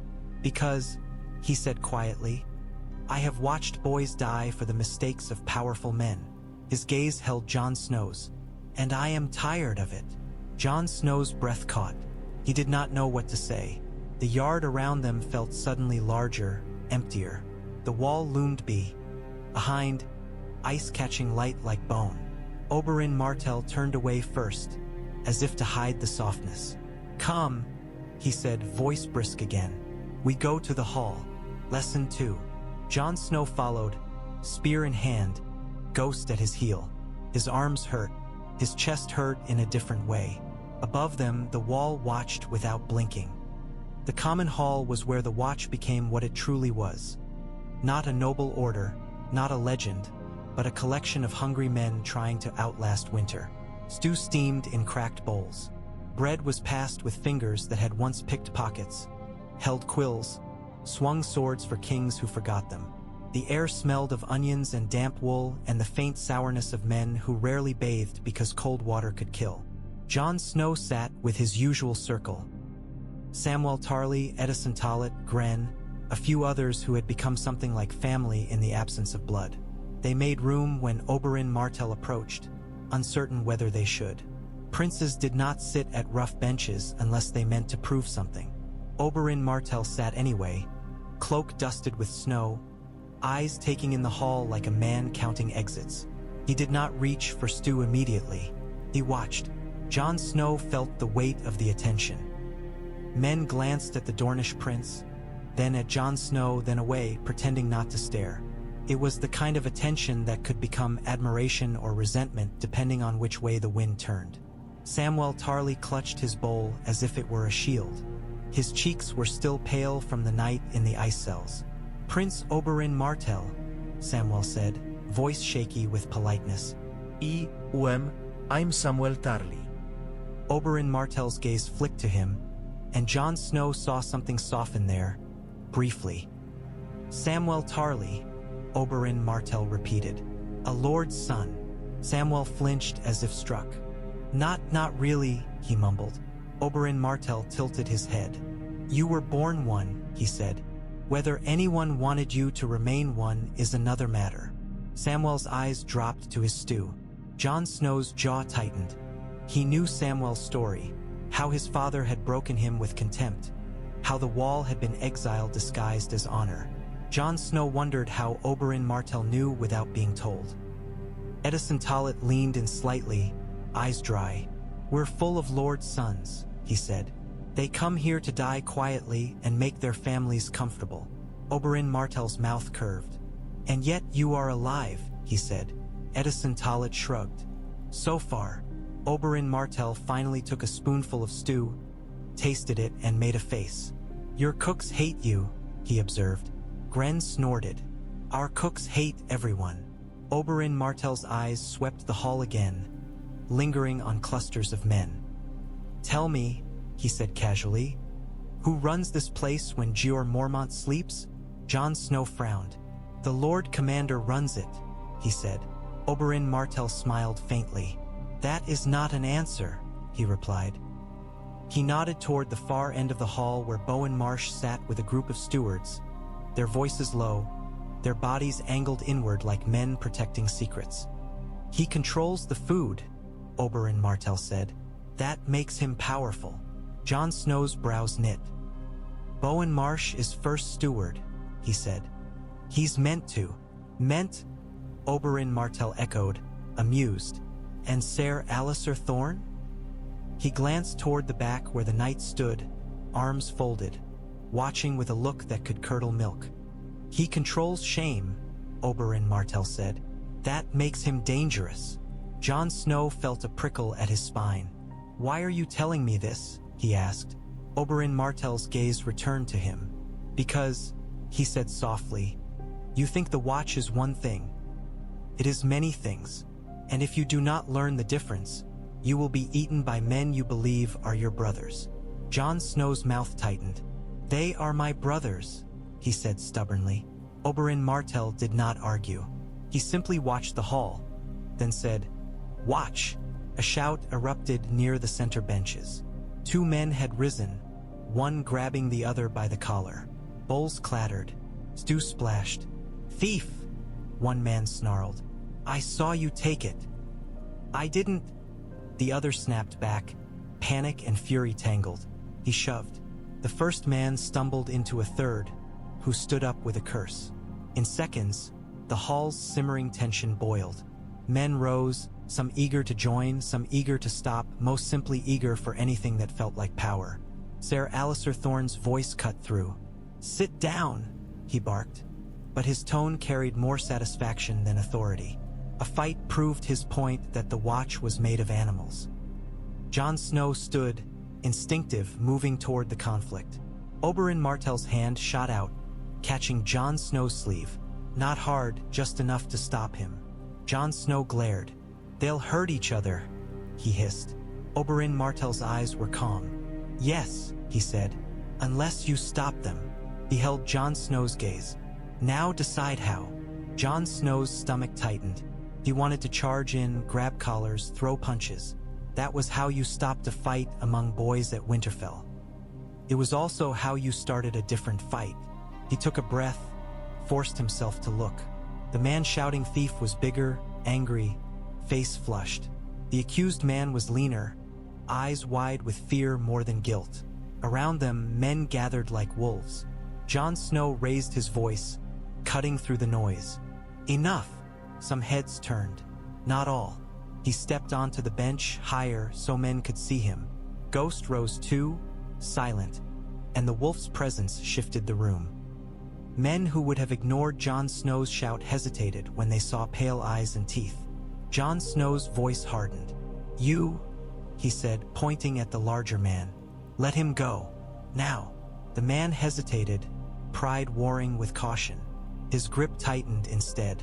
Jon Snow's hand went to Longclaw's hilt. He did not draw it. He simply let the movement speak. "If you don't," he said, "you'll answer to the Lord Commander. And to me." A few men muttered. Some scoffed. But the man released his grip, shoving the accused backward instead. Jon Snow jumped down, stepping between them. He kept his body angled just as Oberyn Martell taught, presenting less of himself, controlling distance. "What did he take?" Jon Snow demanded. "Meat," the larger man spat. "I had it saved." He grabbed it, the accused man's shoe. His head violently. "I didn't," he insisted. "I swear it."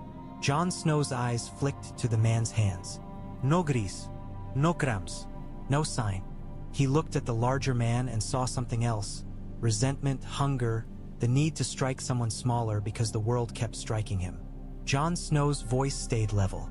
"Go back to your bench," he told the larger man. "Now." When the man hesitated, Jon Snow added, "If you want to fight, fight the wildlings. Or go south and fight your own shadow." A few men laughed, bitter. The larger man's face reddened, but he backed away, muttering. Jon Snow turned to the accused man. "And you," he said softer. "If you're hungry, ask. Don't steal." The man swallowed, eyes wet with humiliation. "I," he whispered. Ser Alliser Thorne's laugh came from the back. Sharp. "The bastard plays Lord," he called. Jon Snow's jaw clenched, but he did not turn. Oberyn Martell's voice drifted behind Jon Snow, quiet enough that only Jon could hear. "Good," he murmured. "You stopped it without bleeding. Remember how that feels." Jon Snow's chest tightened. He glanced back. Oberyn Martell's eyes held a strange approval, like a man watching a blade take its edge. Jon Snow returned to the bench, heartbeat still hard. Samwell Tarly stared at him with something like awe. Edison Tollet smirked faintly. "You looked like a lord," Samwell whispered. Jon Snow grimaced. "I looked like someone who didn't want a clean stew off the floor," he muttered. Edison Tollet's eyes flicked toward Oberyn Martell. "You've got yourself a tutor," he said dryly. "Try not to become unbearable." Jon Snow shot him a look, but the tension in his shoulders eased a fraction. He sat, picked up his spoon. Oberyn Martell leaned closer, voice low. "You think leadership is shouting," he said. "Sometimes it is. More often it is choosing where to stand so that shouting is unnecessary." He glanced toward Ser Alliser Thorne again. "And sometimes," he added, "it is letting a man show the hall what he truly is." Jon Snow frowned. "What do you mean?" Oberyn Martell smiled faintly. "He shouted," he said, "and you did not." Men noticed. Jon Snow's stomach tightened. He had not thought of it that way. He had been trying to stop a fight. Oberyn Martell had been watching the hall like a battlefield. Jon Snow stared down at his stew. It tasted of onions and damp and something else. Realization. The watch was not one thing. It was hunger and pride and fear, stitched together by vows. And vows, Jon Snow was beginning to understand, did not erase human nature. They only aimed it. The raven arrived at midday, wings stiff with cold, feet wrapped in tiny leather. Jon Snow watched it land on the rookery's perch, head bobbing as if impatient. The bird's black eyes seemed too intelligent. Ravens always did. They looked like creatures who listened and understood, then chose whether to speak. The message tube was sealed with wax, golden, stamped with a lion. Oberyn Martell took it without ceremony. He turned the tube in his hand once, as if weighing it, then broke the seal with a thumbnail. The wax snapped cleanly. Jon Snow felt an odd jolt of satisfaction at the small violence. Oberyn Martell unrolled the parchment. His eyes moved across the lines, expression unreadable. Jon Snow waited, trying not to lean in too obviously. Maester Aemon sat nearby, hands folded in his lap, blind eyes angled toward the sound of paper. "From the south," he murmured. Oberyn Martell's mouth curved faintly. "From a man who thinks ink can hold back winter," he replied. Jon Snow's curiosity won. He stepped closer, peering over Oberyn Martell's shoulder. The handwriting was neat, controlled, the sort of script that looked like it had been taught by a maester with a ruler. Tywin Lannister's words were polite in the way a blade was polite. He acknowledged Oberyn Martell's envoy status. He asked for reports on wildling movements, on the Watch's needs, on rumors of unnatural disturbances. He did not say the word others. He did not say dead. He offered vague promises of consideration, the kind of promise men made when they meant to do nothing immediately. And then, tucked between lines of courtesy, a warning. The Crown would not tolerate interference in the Watch's command, nor any action that might incite unrest among northern lords. Jon Snow frowned. "He wants you quiet," he said before he could stop himself. Oberyn Martell glanced at him, amused. "Yes," he said. "And the wall wants food." Jon Snow's jaw tightened. "He doesn't believe," he said. Oberyn Martell's eyes hardened. "He believes in threats," he replied. "He simply does not yet recognize this one." Maester Aemon's voice was calm. "Men believe what they can use," he said, "and they dismiss what makes them feel small." Oberyn Martell folded the letter slowly. "Lord Tywin Lannister does not like feeling small," he said softly. Jon Snow felt frustration flare. "So what do we do?" he demanded. "Send more ravens? More ink?" Oberyn Martell's gaze held him. "We send teeth," he said. He walked to the table, dipped a quill in ink, and began to write. Jon Snow watched him, uneasy. Oberyn Martell wrote with the same calm he fought with, precise, relentless. The quill scratched on parchment like a quiet threat. "What are you writing?" Jon Snow asked. Oberyn Martell did not look up. "A reply," he said. "To Tywin Lannister?" "Yes." Jon Snow's stomach tightened. "He's the Hand," he said. "The most powerful man in the realm." Oberyn Martell's smile was faint. "He is a man," he replied, "and men respond to pressure." Jon Snow hesitated, then asked, "What will you say?" Oberyn Martell's quill paused. He looked up, eyes sharp. "What do you think I should say?" he asked. Jon Snow blinked. "Throne." He searched for words. "Tell him we need supplies," he said. "Tell him the dead rise. Tell him if he doesn't help, the realm." Oberyn Martell's eyes gleamed. "Yes," he said. "That is what you want to say. It is honest." He set the quill down. "And it will be ignored." Jon Snow's cheeks flushed. "Then what?" he snapped. Oberyn Martell leaned forward slightly. "You tell him," he said softly, "that if the Crown refuses to aid the Watch, you will seek aid elsewhere. You tell him you will write to White Harbor, to the Vale, to Dorne." His smile sharpened. "You tell him you will remind every lord who owes the realm a debt that the wall is unpaid." Jon Snow's eyes widened. He swallowed. "That's blackmail." Oberyn Martell shrugged, unbothered. "Call it leverage," he said. "Men like Lord Tywin Lannister do." Maester Aemon's voice was gentle. Leverage is a tool, he murmured. Like fire, like steel, can save, can also burn. Oberyn Martell nodded slightly, acknowledging the warning without accepting it. He resumed writing. Jon Snow watched, uneasy. He hated the idea of threatening lords. He hated the idea of becoming the sort of man who pulled strings. But he also remembered the dead hand on his wrist. He remembered blue eyes in the forest. He remembered how close death had been, and how little Tywin Lannister's ink would matter when winter walked. When Oberyn Martell finished, he sealed the letter with black wax and stamped it with the sun and spear. Jon Snow stared at the seal, feeling something shift. A letter from Dorne carried weight, carried history. It carried the memory of a murdered princess. Oberyn Martell handed the tube to a watchman. "Send it," he ordered. The raven flapped, feathers rustling. It hopped forward, as if eager to carry trouble. As the bird launched into the cold air, Jon Snow felt an odd chill that was not from weather. Words were leaving Castle Black, flying south like arrows, and Jon Snow could not shake the feeling that each word was another step into a war he had not chosen. Oberyn Martell watched the raven disappear into gray sky. "Now," he said softly. "We wait to see how a lion reacts when a viper touches its throat." Jon Snow swallowed. "And if he reacts badly?" he asked. Oberyn Martell smiled, and the smile was not comforting.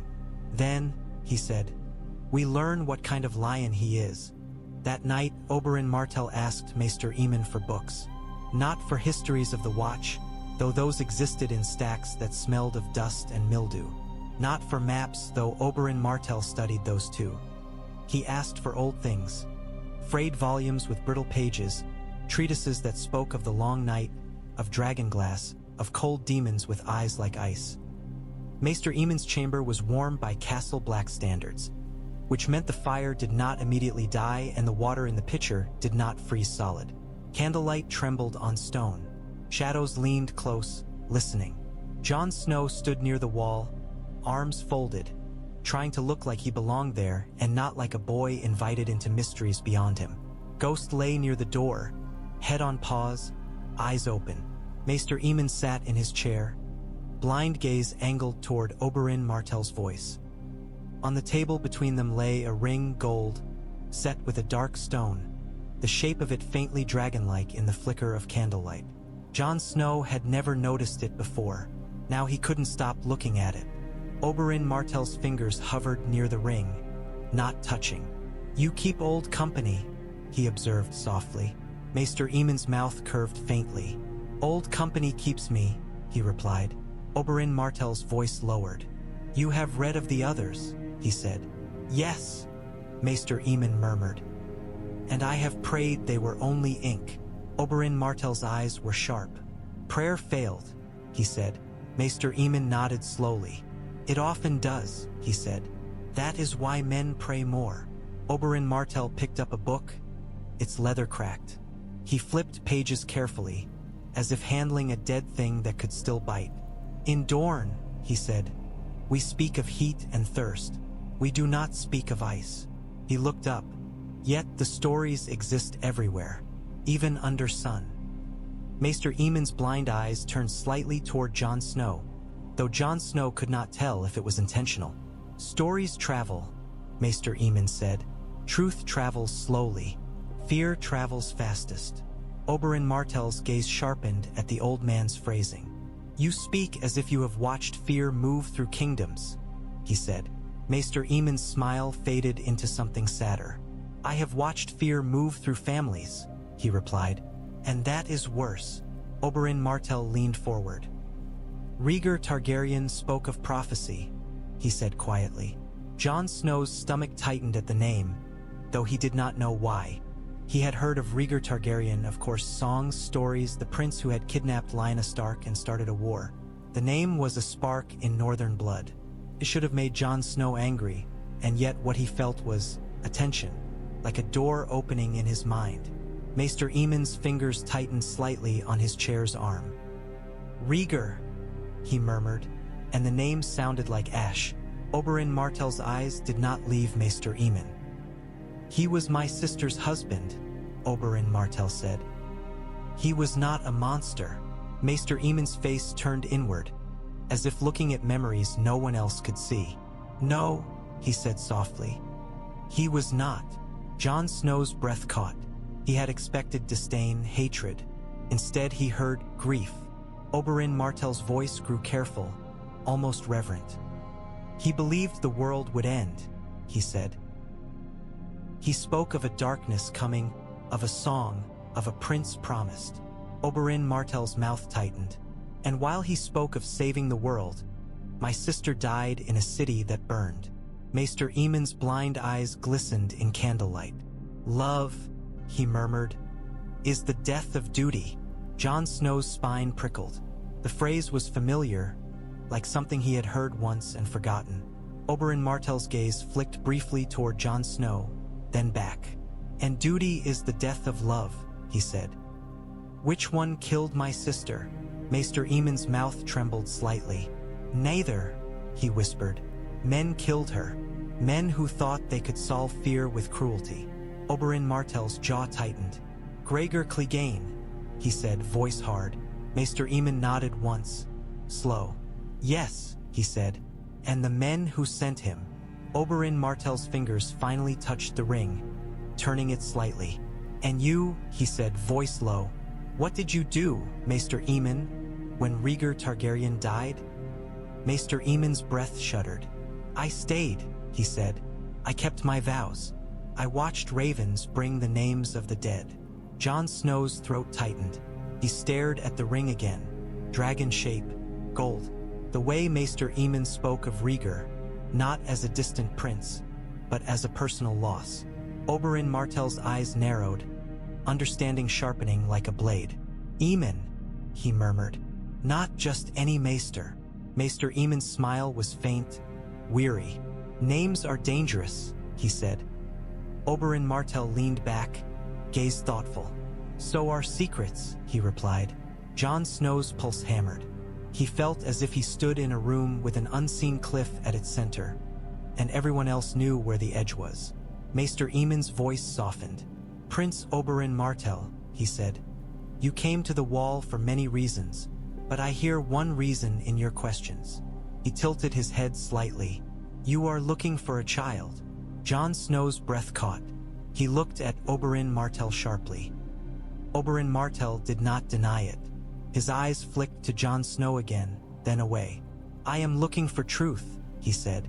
Maester Aemon's blind gaze turned toward Jon Snow, and Jon Snow felt, absurdly, exposed. Truth wears many faces, Maester Aemon said gently. Some are easier to love than others.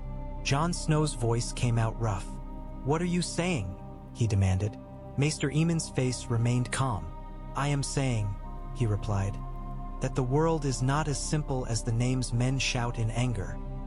Oberyn Martell stood, the movement abrupt as if he needed to escape the chamber's warmth.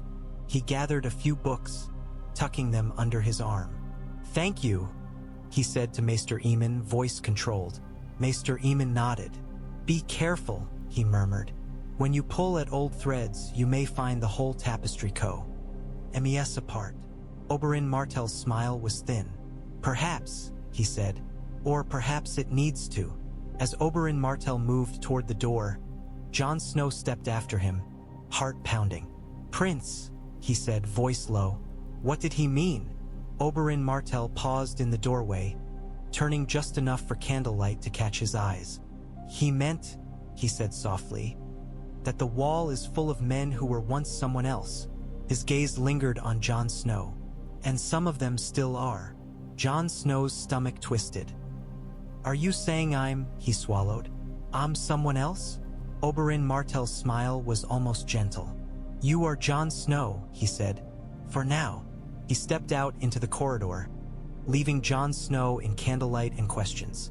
Ghost rose and followed, silent. Behind them, Maester Aemon sat alone, blind eyes fixed on fire, lips moving in a prayer that sounded like mourning. In King's Landing, winter was a rumor carried on cool breezes from Blackwater Bay. The city still stank of fish and tanneries and human waste. It still sweated under the press of bodies. but there were fewer songs in the streets, fewer bright banners. War had bruised even the capital, and fear had a way of spreading even where the air stayed warm. Tywin Lannister read Oberyn Martell's letter twice before he spoke. The small council chamber was lit by candles that made gold look like fire. The table gleamed. The men around it pretended not to watch the hand's face too closely. They all watched anyway. Cersei Lannister leaned forward, fingers white around her goblet. Varys sat with hands folded, expression mild, eyes bright with private amusement. Grand Maester Pycelle hunched over a scroll like a toad guarding a pond. Kevan Lannister listened without expression. Tyrion Lannister stood near the window, half in shadow, as if the room had decided he was a stain it could not quite scrub away. Tywin Lannister set the letter down with deliberate care. "Prince Oberyn Martell threatens the crown," he said. Cersei Lannister's laugh was sharp. "Of course he does," she snapped. "It's what snakes do." Varys's voice was soft. "Threatens?" he murmured, as if tasting the word. "Or reminds?" Tywin Lannister's gaze cut to Varys. "He implies he will rally northern lords against us if we do not send aid to the wall," Tywin said. His tone made the idea sound like an insolent child's tantrum, but his eyes did not dismiss it. Kevan Lannister frowned. "The wall has always begged," he said. "We have always sent what we could spare." Tywin Lannister's mouth tightened. "We have spared nothing worth missing," he replied. Grand Maester Pycelle cleared his throat. "The wall is important," he wheezed. "It is tradition." Cersei Lannister's eyes flashed. "Tradition doesn't pay armies," she snapped. "And the wall is full of criminals. Let them freeze." Tyrion Lannister's voice drifted from the window, dry. Spoken like a woman who has never seen what happens when a wall falls. Cersei Lannister glared. "You would defend the Watch?" she hissed. Tyrion Lannister shrugged slightly. "I would defend the concept of not being eaten," he said. Tywin Lannister ignored their bickering. He picked up Oberyn Martell's letter again, fingers tightening slightly on the parchment. "He speaks of unnatural disturbances," he said. "He claims the dead rise." Grand Maester Pycelle made a scoffing sound. "Superstition," he said quickly. "Cold makes men see." Varys smiled faintly. "Cold makes men see what heat allows them to forget," he murmured. Tywin Lannister's gaze remained fixed on the letter. "Prince Oberyn Martell is not a fool," he said quietly. "He does not frighten me with ghost stories to amuse himself." Cersei Lannister's voice sharpened. "He wants attention," she said. "He wants power. He wants revenge." "Those are not mutually exclusive," Tyrion Lannister murmured. Tywin Lannister's jaw tightened. "He wants leverage," he said, "and he has found a place where leverage can be forged." Kevan Lannister frowned. "A place?" he asked. Tywin Lannister's eyes lifted. "The wall," he said. "It is inconvenient for us to ignore, and inconvenient for us to feed." His voice hardened. "Prince Oberyn Martell knows inconvenience is a blade if you press it hard enough." Varys's hands remained folded. "And he has pressed," he said gently. "How unlike him." Cersei Lannister slammed her goblet down. "We should send men," she snarled. "Send knights. Drag him back south in chains and—" Tywin Lannister's gaze snapped to her, cold enough to freeze wine. "You will not," he said. Cersei Lannister's mouth opened, furious. Tywin Lannister continued, voice flat. "If Prince Oberyn Martell dies north of the neck, Dorne will blame us whether we did it or not. Oberyn Martell will smile and mourn, and his brother will be replaced by another man with another spear." He set the letter down. "We will not give Dorne a martyr." Tyrion Lannister's eyes narrowed slightly. "Then what?" he asked. "Ignore him until he becomes louder?" Tywin Lannister's gaze drifted to him, and for a heartbeat Tyrion Lannister felt the old familiar pressure of being measured and found wanting. "We watch," Tywin Lannister said. "We learn what he is doing, and we decide if his story is a threat or a tool." Varys's smile widened by a hair. "I can watch," he offered, tone innocent. I have eyes in many places. Tywin Lannister did not look at him. You already are, he said. Grand Maester Pycelle shifted, nervous. If he is telling the truth, he ventured. If there is truly some danger from the north. Cersei Lannister cut him off with a glare. There is always danger, she snapped. We have enemies enough without inventing dead men. Tywin Lannister's voice remained calm. The North is not invented, he said, nor are the wildlings. And if Prince Oberyn Martell truly intends to send a proof... He paused, eyes narrowing. Then we will see what kind of proof can survive the road. Tyrion Lannister's mouth tightened. The road kills most things, he said. Tywin Lannister's gaze shifted back to the letter. Yes, he said quietly. It does. Varys tilted his head. There was another line, he murmured. About a boy. Tywin Lannister's eyes sharpened. What boy? He asked. Varys' smile remained mild. Prince Oberyn Martell has asked questions, he said. Questions about a certain Jon Snow at the Wall. Questions about birth. About mothers. He spread his hands slightly. Curiosity, no doubt. Cersei Lannister's eyes narrowed. A bastard, she scoffed. Tywin Lannister's expression did not change, but something in his gaze turned colder. A stark bastard, he said, as if the words carried a calculation. Tyrion Lannister watched his father's face and felt, suddenly, uneasy. He had learned to recognize the moment Tywin Lannister saw a piece on the board he had not planned for. Why would Oberyn Martell care? Tyrion Lannister asked quietly. Varys' eyes glittered. Why indeed, he murmured. Perhaps the Wall has more treasures than we thought. Tywin Lannister's fingers tapped once on the table. Find out, he ordered. Varys bowed his head slightly. As you command, he said, though the words sounded like a promise made to himself. As the council dissolved into smaller arguments, Tyrion Lannister remained by the window, staring out at the city.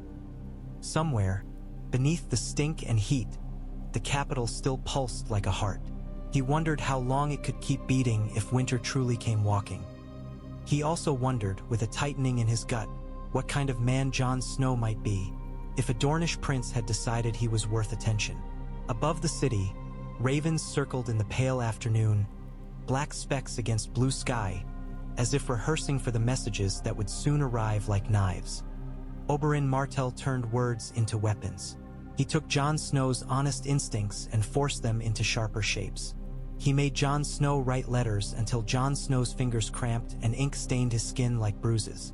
Again, Oberyn Martell said, tapping the parchment with a fingertip. That is a plea. Jon Snow's jaw clenched. It's the truth, he said. We need food.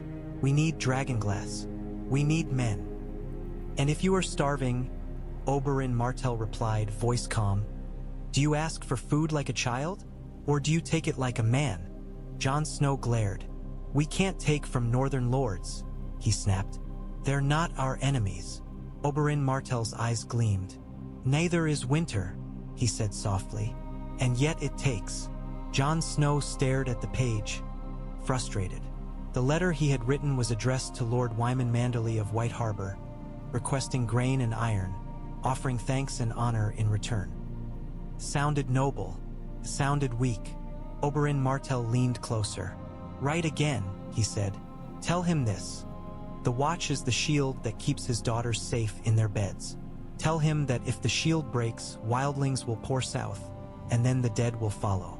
Tell him that his ships will have nowhere safe to dock because the coast will be full of screams. Oberyn Martell's voice lowered. Make him see it. Jon Snow's throat tightened. That's fear, he said. Oberyn Martell smiled faintly. Yes, he said. Fear is honest. Jon Snow's fingers tightened around the quill.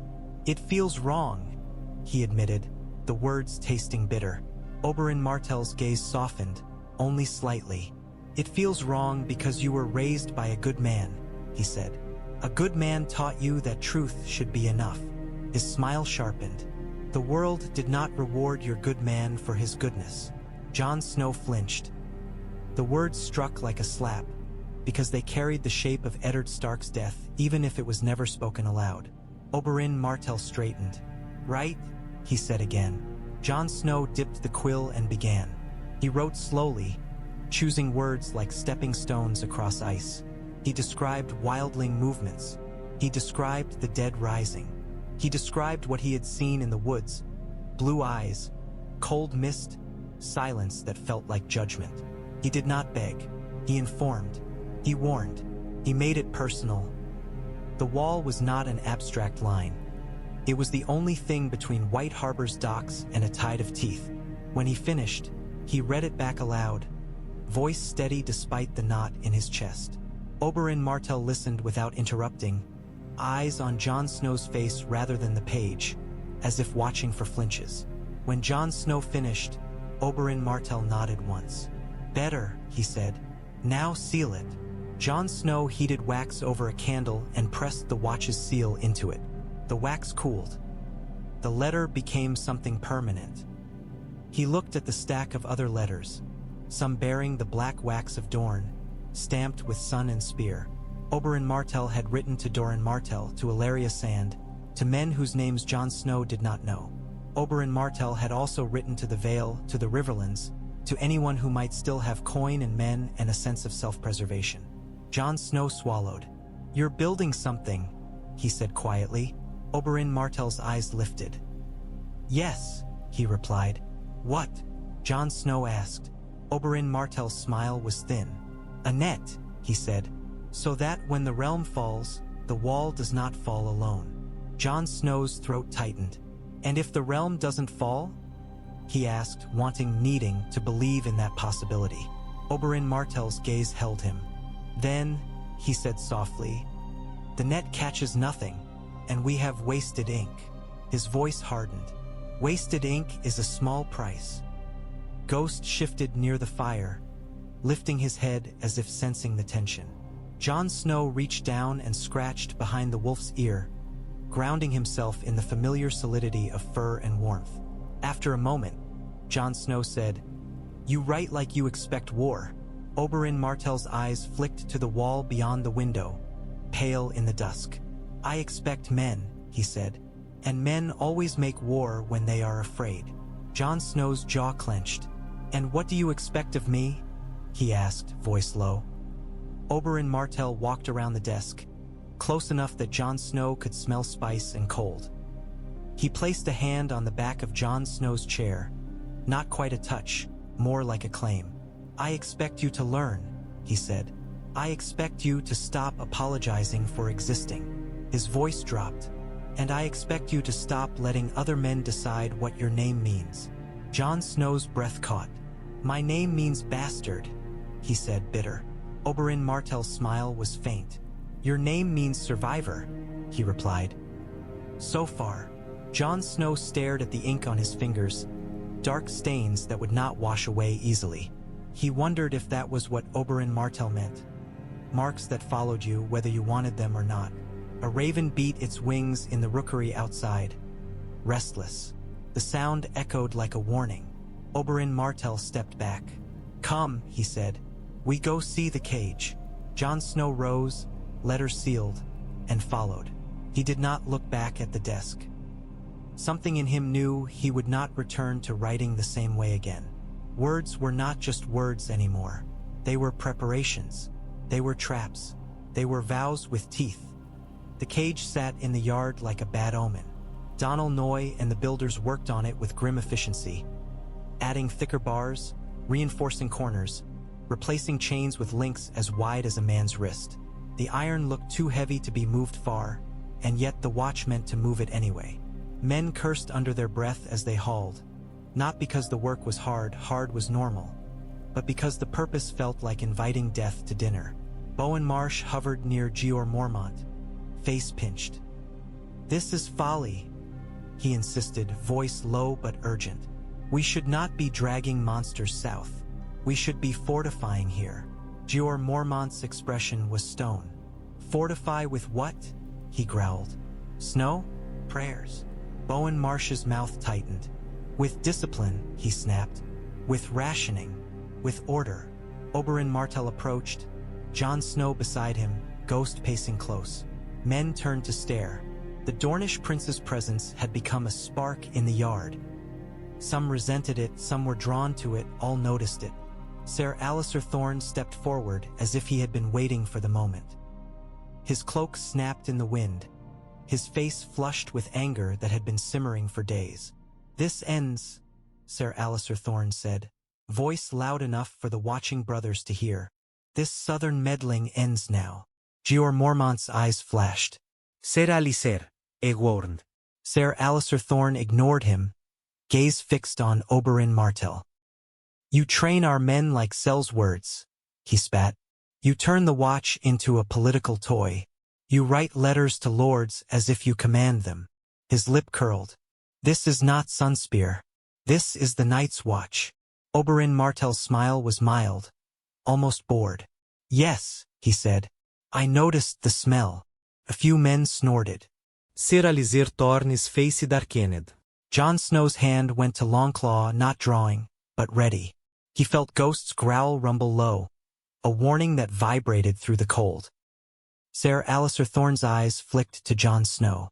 "And you," he snarled, "you let him fill your head with poison. You think yourself special because a prince looks at you." His voice rose. "You are a bastard in black. Remember your place." Jon Snow's jaw clenched. The words landed like old blows, familiar and infuriating. He opened his mouth to snap back. Oberyn Martell spoke first, voice calm. "His place," he said softly, "is wherever he stands." Ser Alliser Thorne's laugh was harsh. "Pretty words," he scoffed. "Words don't change blood." Oberyn Martell's eyes sharpened. "No," he agreed. "Blood changes words." He stepped closer, just a pace, not threatening, inviting. "Tell me, Ser Alliser Thorne," he said, voice carrying. "What place did you have when you wore a different cloak?" The yard stilled. Even the builders paused, hammers lowered. Bowen Marsh's eyes widened slightly. Ser Alliser Thorne's face changed. "I wear the black," he snapped. "That is all that matters." Oberyn Martell's smile did not reach his eyes. "You wore red once," he said softly. "A dragon's red." He tilted his head. "How did that end for you?" A ripple ran through the watchers. Surprise, murmurs. Some knew Ser Alliser Thorne's past. Many did not. Men had a way of shedding old loyalties at the wall, pretending the past had frozen off them like frost from a cloak. Ser Alliser Thorne's face reddened. "You," he began, voice shaking with rage. Oberyn Martell continued, calm as if discussing weather. "You served a king who died," he said. "You lost. You were sent here." He glanced around at the watching brothers. "Like many of you," he added, voice rising. "The wall is full of men who lost a war and pretend that makes them honorable." His gaze returned to Ser Alliser Thorne. "I do not judge you for losing. I judge you for taking your humiliation out on boys." Ser Alliser Thorne's hand twitched toward his sword. Jeor Mormont's voice cracked like a whip. "Enough!" he roared. "Ser Alliser, stand down."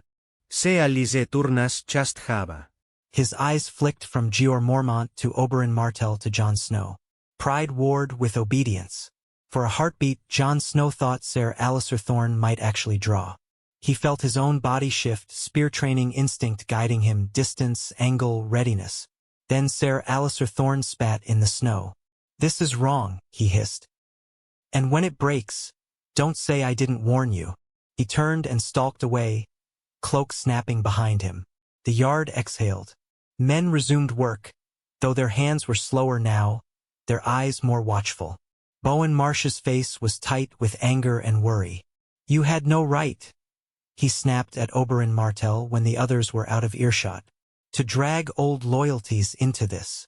Oberyn Martell's smile was faint. "Old loyalties are already here," he said. "They sit in men's bones. Pretending they aren't is how they fester." Jeor Mormont's gaze was hard. "You cut close," he said. Oberyn Martell met his eyes. "Close cuts are the ones that bleed," he replied. "Bleeding reminds men they are alive." Jon Snow's throat tightened. He looked after Ser Alliser Thorne's retreating figure, feeling a knot of anger and unease. Oberyn Martell had defended him. Oberyn Martell had also humiliated Ser Alliser Thorne in front of the yard. Jon Snow knew what humiliation did. It did not kill resentment. Fed it. "You made an enemy," Jon Snow said quietly. Oberyn Martell's eyes flicked to him. "Enemies are inevitable," he replied. "The question is whether they are blind or desperate." Jon Snow swallowed. "He's both," he said. Oberyn Martell's smile sharpened. "Then," he said softly, "he will be predictable." Jon Snow's skin prickled. Predictable. Oberyn Martell spoke of men the way he spoke of footwork. Angles, habits, weaknesses. Jon Snow hated it. Jon Snow also could not deny its usefulness. Jeor Mormont turned back to the cage, jaw set. "We hunt tonight," he said. Jon Snow's pulse quickened. "Tonight?" he echoed. Jeor Mormont's gaze was grim. "Tonight," he confirmed. "We need one, and we need it before the wildlings come in force." He looked at Jon Snow. "You will come. You will follow orders. You will not be a hero." Jon Snow's throat tightened, but he nodded. "Yes, Lord Commander." Oberyn Martell's hand rested briefly on Jon Snow's shoulder, a touch that felt like a brand. No heroics, Oberyn murmured. Just survival. Ghost's growl faded into a low, steady rumble, as if the wolf approved of the coming hunt. Snow fell thicker, softening the yard, covering spittle and footprints alike. The cage waited, iron bars black against white, a mouth ready to bite. Night beyond the wall was not darkness the way the South understood it. It was a living thing, thick and heavy, pressing in from all sides. The trees became pillars holding up an unseen ceiling. Snow swallowed sound. Even the wind seemed to move carefully, as if afraid to wake something. They went in silence, torches hooded, steps measured. Jeor Mormont led with the grim focus of a man who had spent too many years patrolling the edge of myth. Jon Snow moved beside Oberyn Martell, spear in hand, Longclaw strapped across his back. Ghost flowed ahead, black fur disappearing into shadow and reappearing like an omen. They did not hunt like men hunting men. They hunted like men hunting a sickness. The trap had been built near a shallow ravine where the snow drifted deep. Iron spikes lay hidden beneath powder. Chains were threaded through the ground, anchored to frozen rock. It was crude, ugly engineering, the kind the wall was built on. They baited it with a corpse. Jon Snow hated that part. A dead wildling, found frozen, face half-eaten by crows, was dragged into position and left. The men stepped back, breathing hard, eyes scanning the trees. Minutes stretched into an hour. Cold seeped into fingers despite gloves. Jon Snow's breath steamed in the hood of his cloak. His mind kept replaying blue eyes in the forest, calm and judging, as if the night itself watched. Ghost stopped suddenly, ears forward. Jon Snow's spine tightened. He lifted the spear slightly, gripping it the way Oberyn Martell had taught. Firm but not rigid, ready to redirect rather than resist. A shape moved between the trees. It stumbled into torchlight, and Jon Snow's stomach turned. It wore torn furs. The skin was pale, stretched tight over bones. Frost clung to its beard. Its eyes were not blue like the others. They were dull, dead, yet somehow focused, as if guided by a will that was not its own. The wight lurched toward the corpse on the ground, hunger written into every jerking step. Jeor Mormont raised a hand, holding the men still. "Now," he whispered. The wight stepped onto the hidden iron. The spikes punched up through snow into its foot, stopping it abruptly. It flailed, arms windmilling, making a sound like a wet choke. Chains snapped tight as men yanked from hidden positions. Iron bit into the wight's limbs, wrapping, tightening. The creature fought with strength that did not belong to a dead body, jerking hard enough to make links groan. Jon Snow moved in, spear point aimed at its chest, not to kill but to keep distance. "Hold!" he hissed to the men straining at chains. "Don't get close." The wight's head snapped toward his voice. Its mouth opened, teeth bared, and it lunged as far as the chains allowed, snapping its jaws inches from Jon Snow's spear shaft. Jon Snow's heart hammered. He held the spear firm, using it like a barrier. The wight's teeth scraped wood. Spittle, thick and dark, dripped down. Oberyn Martell stepped in from the side, moving with terrifying calm. He slammed the spear but into the wight's sternum, driving it back, not with rage but with efficiency. The wight's ribs cracked with a dull sound. It did not scream. It only flailed harder. Ghost lunged, teeth sinking into the wight's forearm. The creature swung wildly, trying to strike the wolf. Ghost darted back, too quick, then circled, snarling.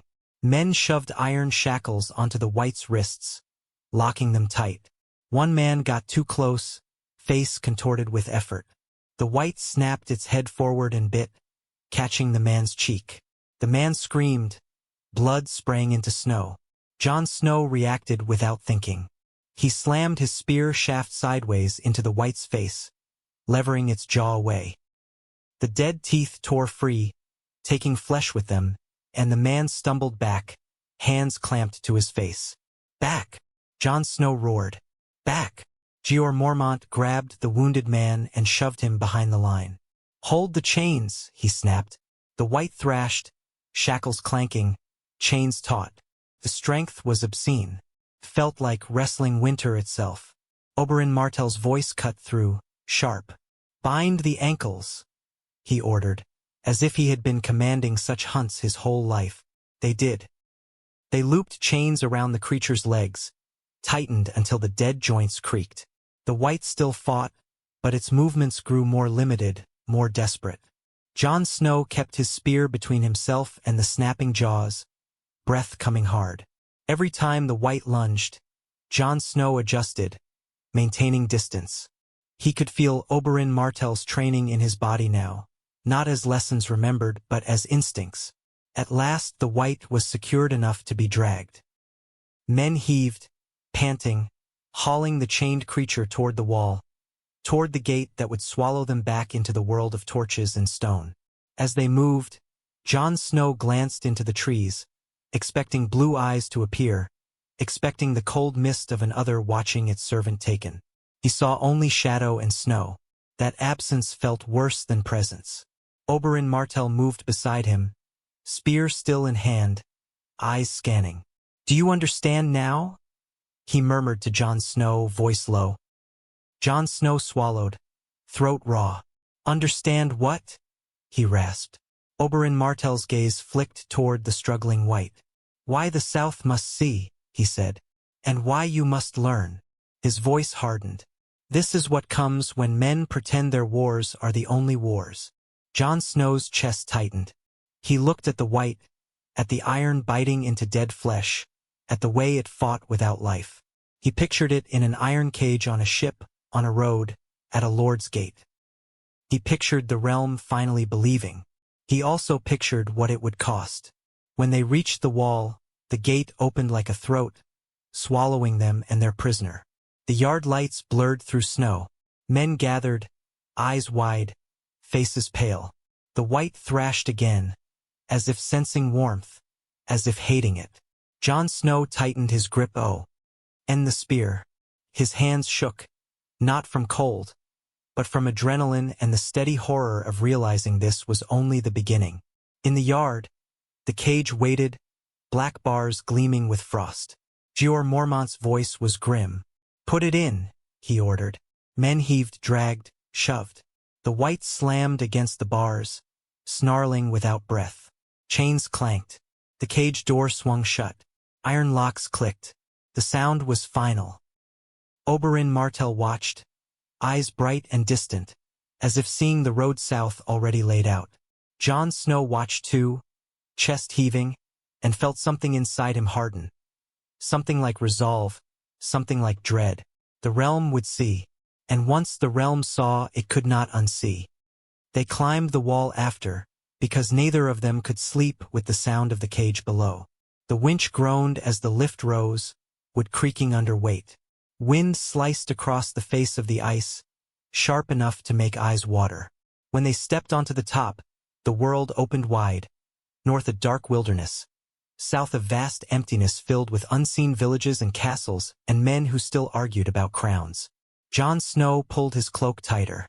Frost clung to the wall's edge like lace. His breath steamed in harsh bursts. Oberyn Martell stood at the parapet, hands resting on the ice-rimed stone, gaze aimed south as if he could see through distance. His face was calm, but his eyes were restless. Ghost prowled along the top, paws silent, nose to the wind. Below, in the yard, the wight struck the bars of its cage again and again, the sound faint but persistent, like a heartbeat that should not exist. Jon Snow broke the silence first. "You were right," he said quietly. Oberyn Martell did not look at him. "About what?" he asked, though his tone suggested he already knew. "About distance," Jon Snow said. "About everything." He swallowed. "If I hadn't had the spear tonight." Oberyn Martell's mouth curved faintly. "You would have bled," he said. "Or died. Or both." He finally turned his head, eyes catching starlight. "You kept your distance," he added. "You did not let fear make you stupid." Jon Snow exhaled, breath trembling. "I still felt it," he admitted. Oberyn Martell's gaze sharpened. "Good," he said. "Fear is the body's loyalty to life. Only fools do not feel it." Jon Snow stared south, imagining roads and ships and warm halls. "Will it work?" he asked. "Sending it. Making them see." Oberyn Martell's hand went to a small scroll tucked inside his cloak. He held it for a moment, then offered it to Jon Snow without speaking. Jon Snow hesitated, then took it. The seal had been broken. The wax was pale, not lion gold, not sunblack. He frowned, unrolled the parchment carefully. The handwriting was unfamiliar. Tight, neat, the letters shaped like a man who valued precision. The message was brief. Prince Oberyn Martell had asked questions. About Jon Snow. About where he was born. About who tended him. The writer, no name given, though Jon Snow suspected, spoke of Starfall, of a wet nurse called Willa, of whispers that Eddard Stark returned from the south with a newborn and a promise that no one dared question. There was mention of a tower in the Red Mountains, of fallen Kingsguard, of a woman who died in a bed of blood. Jon Snow's hands went cold despite gloves. He looked up sharply. "Who wrote this?" he demanded. Oberyn Martell's expression was unreadable. "A man who collects secrets," he said softly. Jon Snow's throat tightened.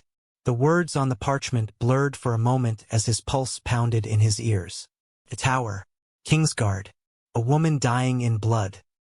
It sounded like half a story with the important parts torn out. "I don't understand," Jon Snow said, voice rough. "Willa," he swallowed. "People said she was my mother." Oberyn Martell watched him closely, eyes intent. "People say many things," he replied.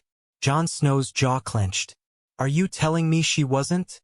he demanded. Oberyn Martell did not answer immediately. He stepped closer, wind whipping his cloak, and for a moment Jon Snow realized how alone they were up here. Two men and a wolf on top of a wall built to hold back night. Oberyn Martell's voice was quiet. "I am telling you," he said, "that powerful men lie for reasons, sometimes to protect, sometimes to control." He held Jon Snow's gaze. "And I am telling you that the way the realm looks at you may change if they learn what those reasons were." Jon Snow's breath caught. "What reasons?" he whispered. Oberyn Martell's eyes flicked, for the first time, to the north, into darkness where blue eyes waited.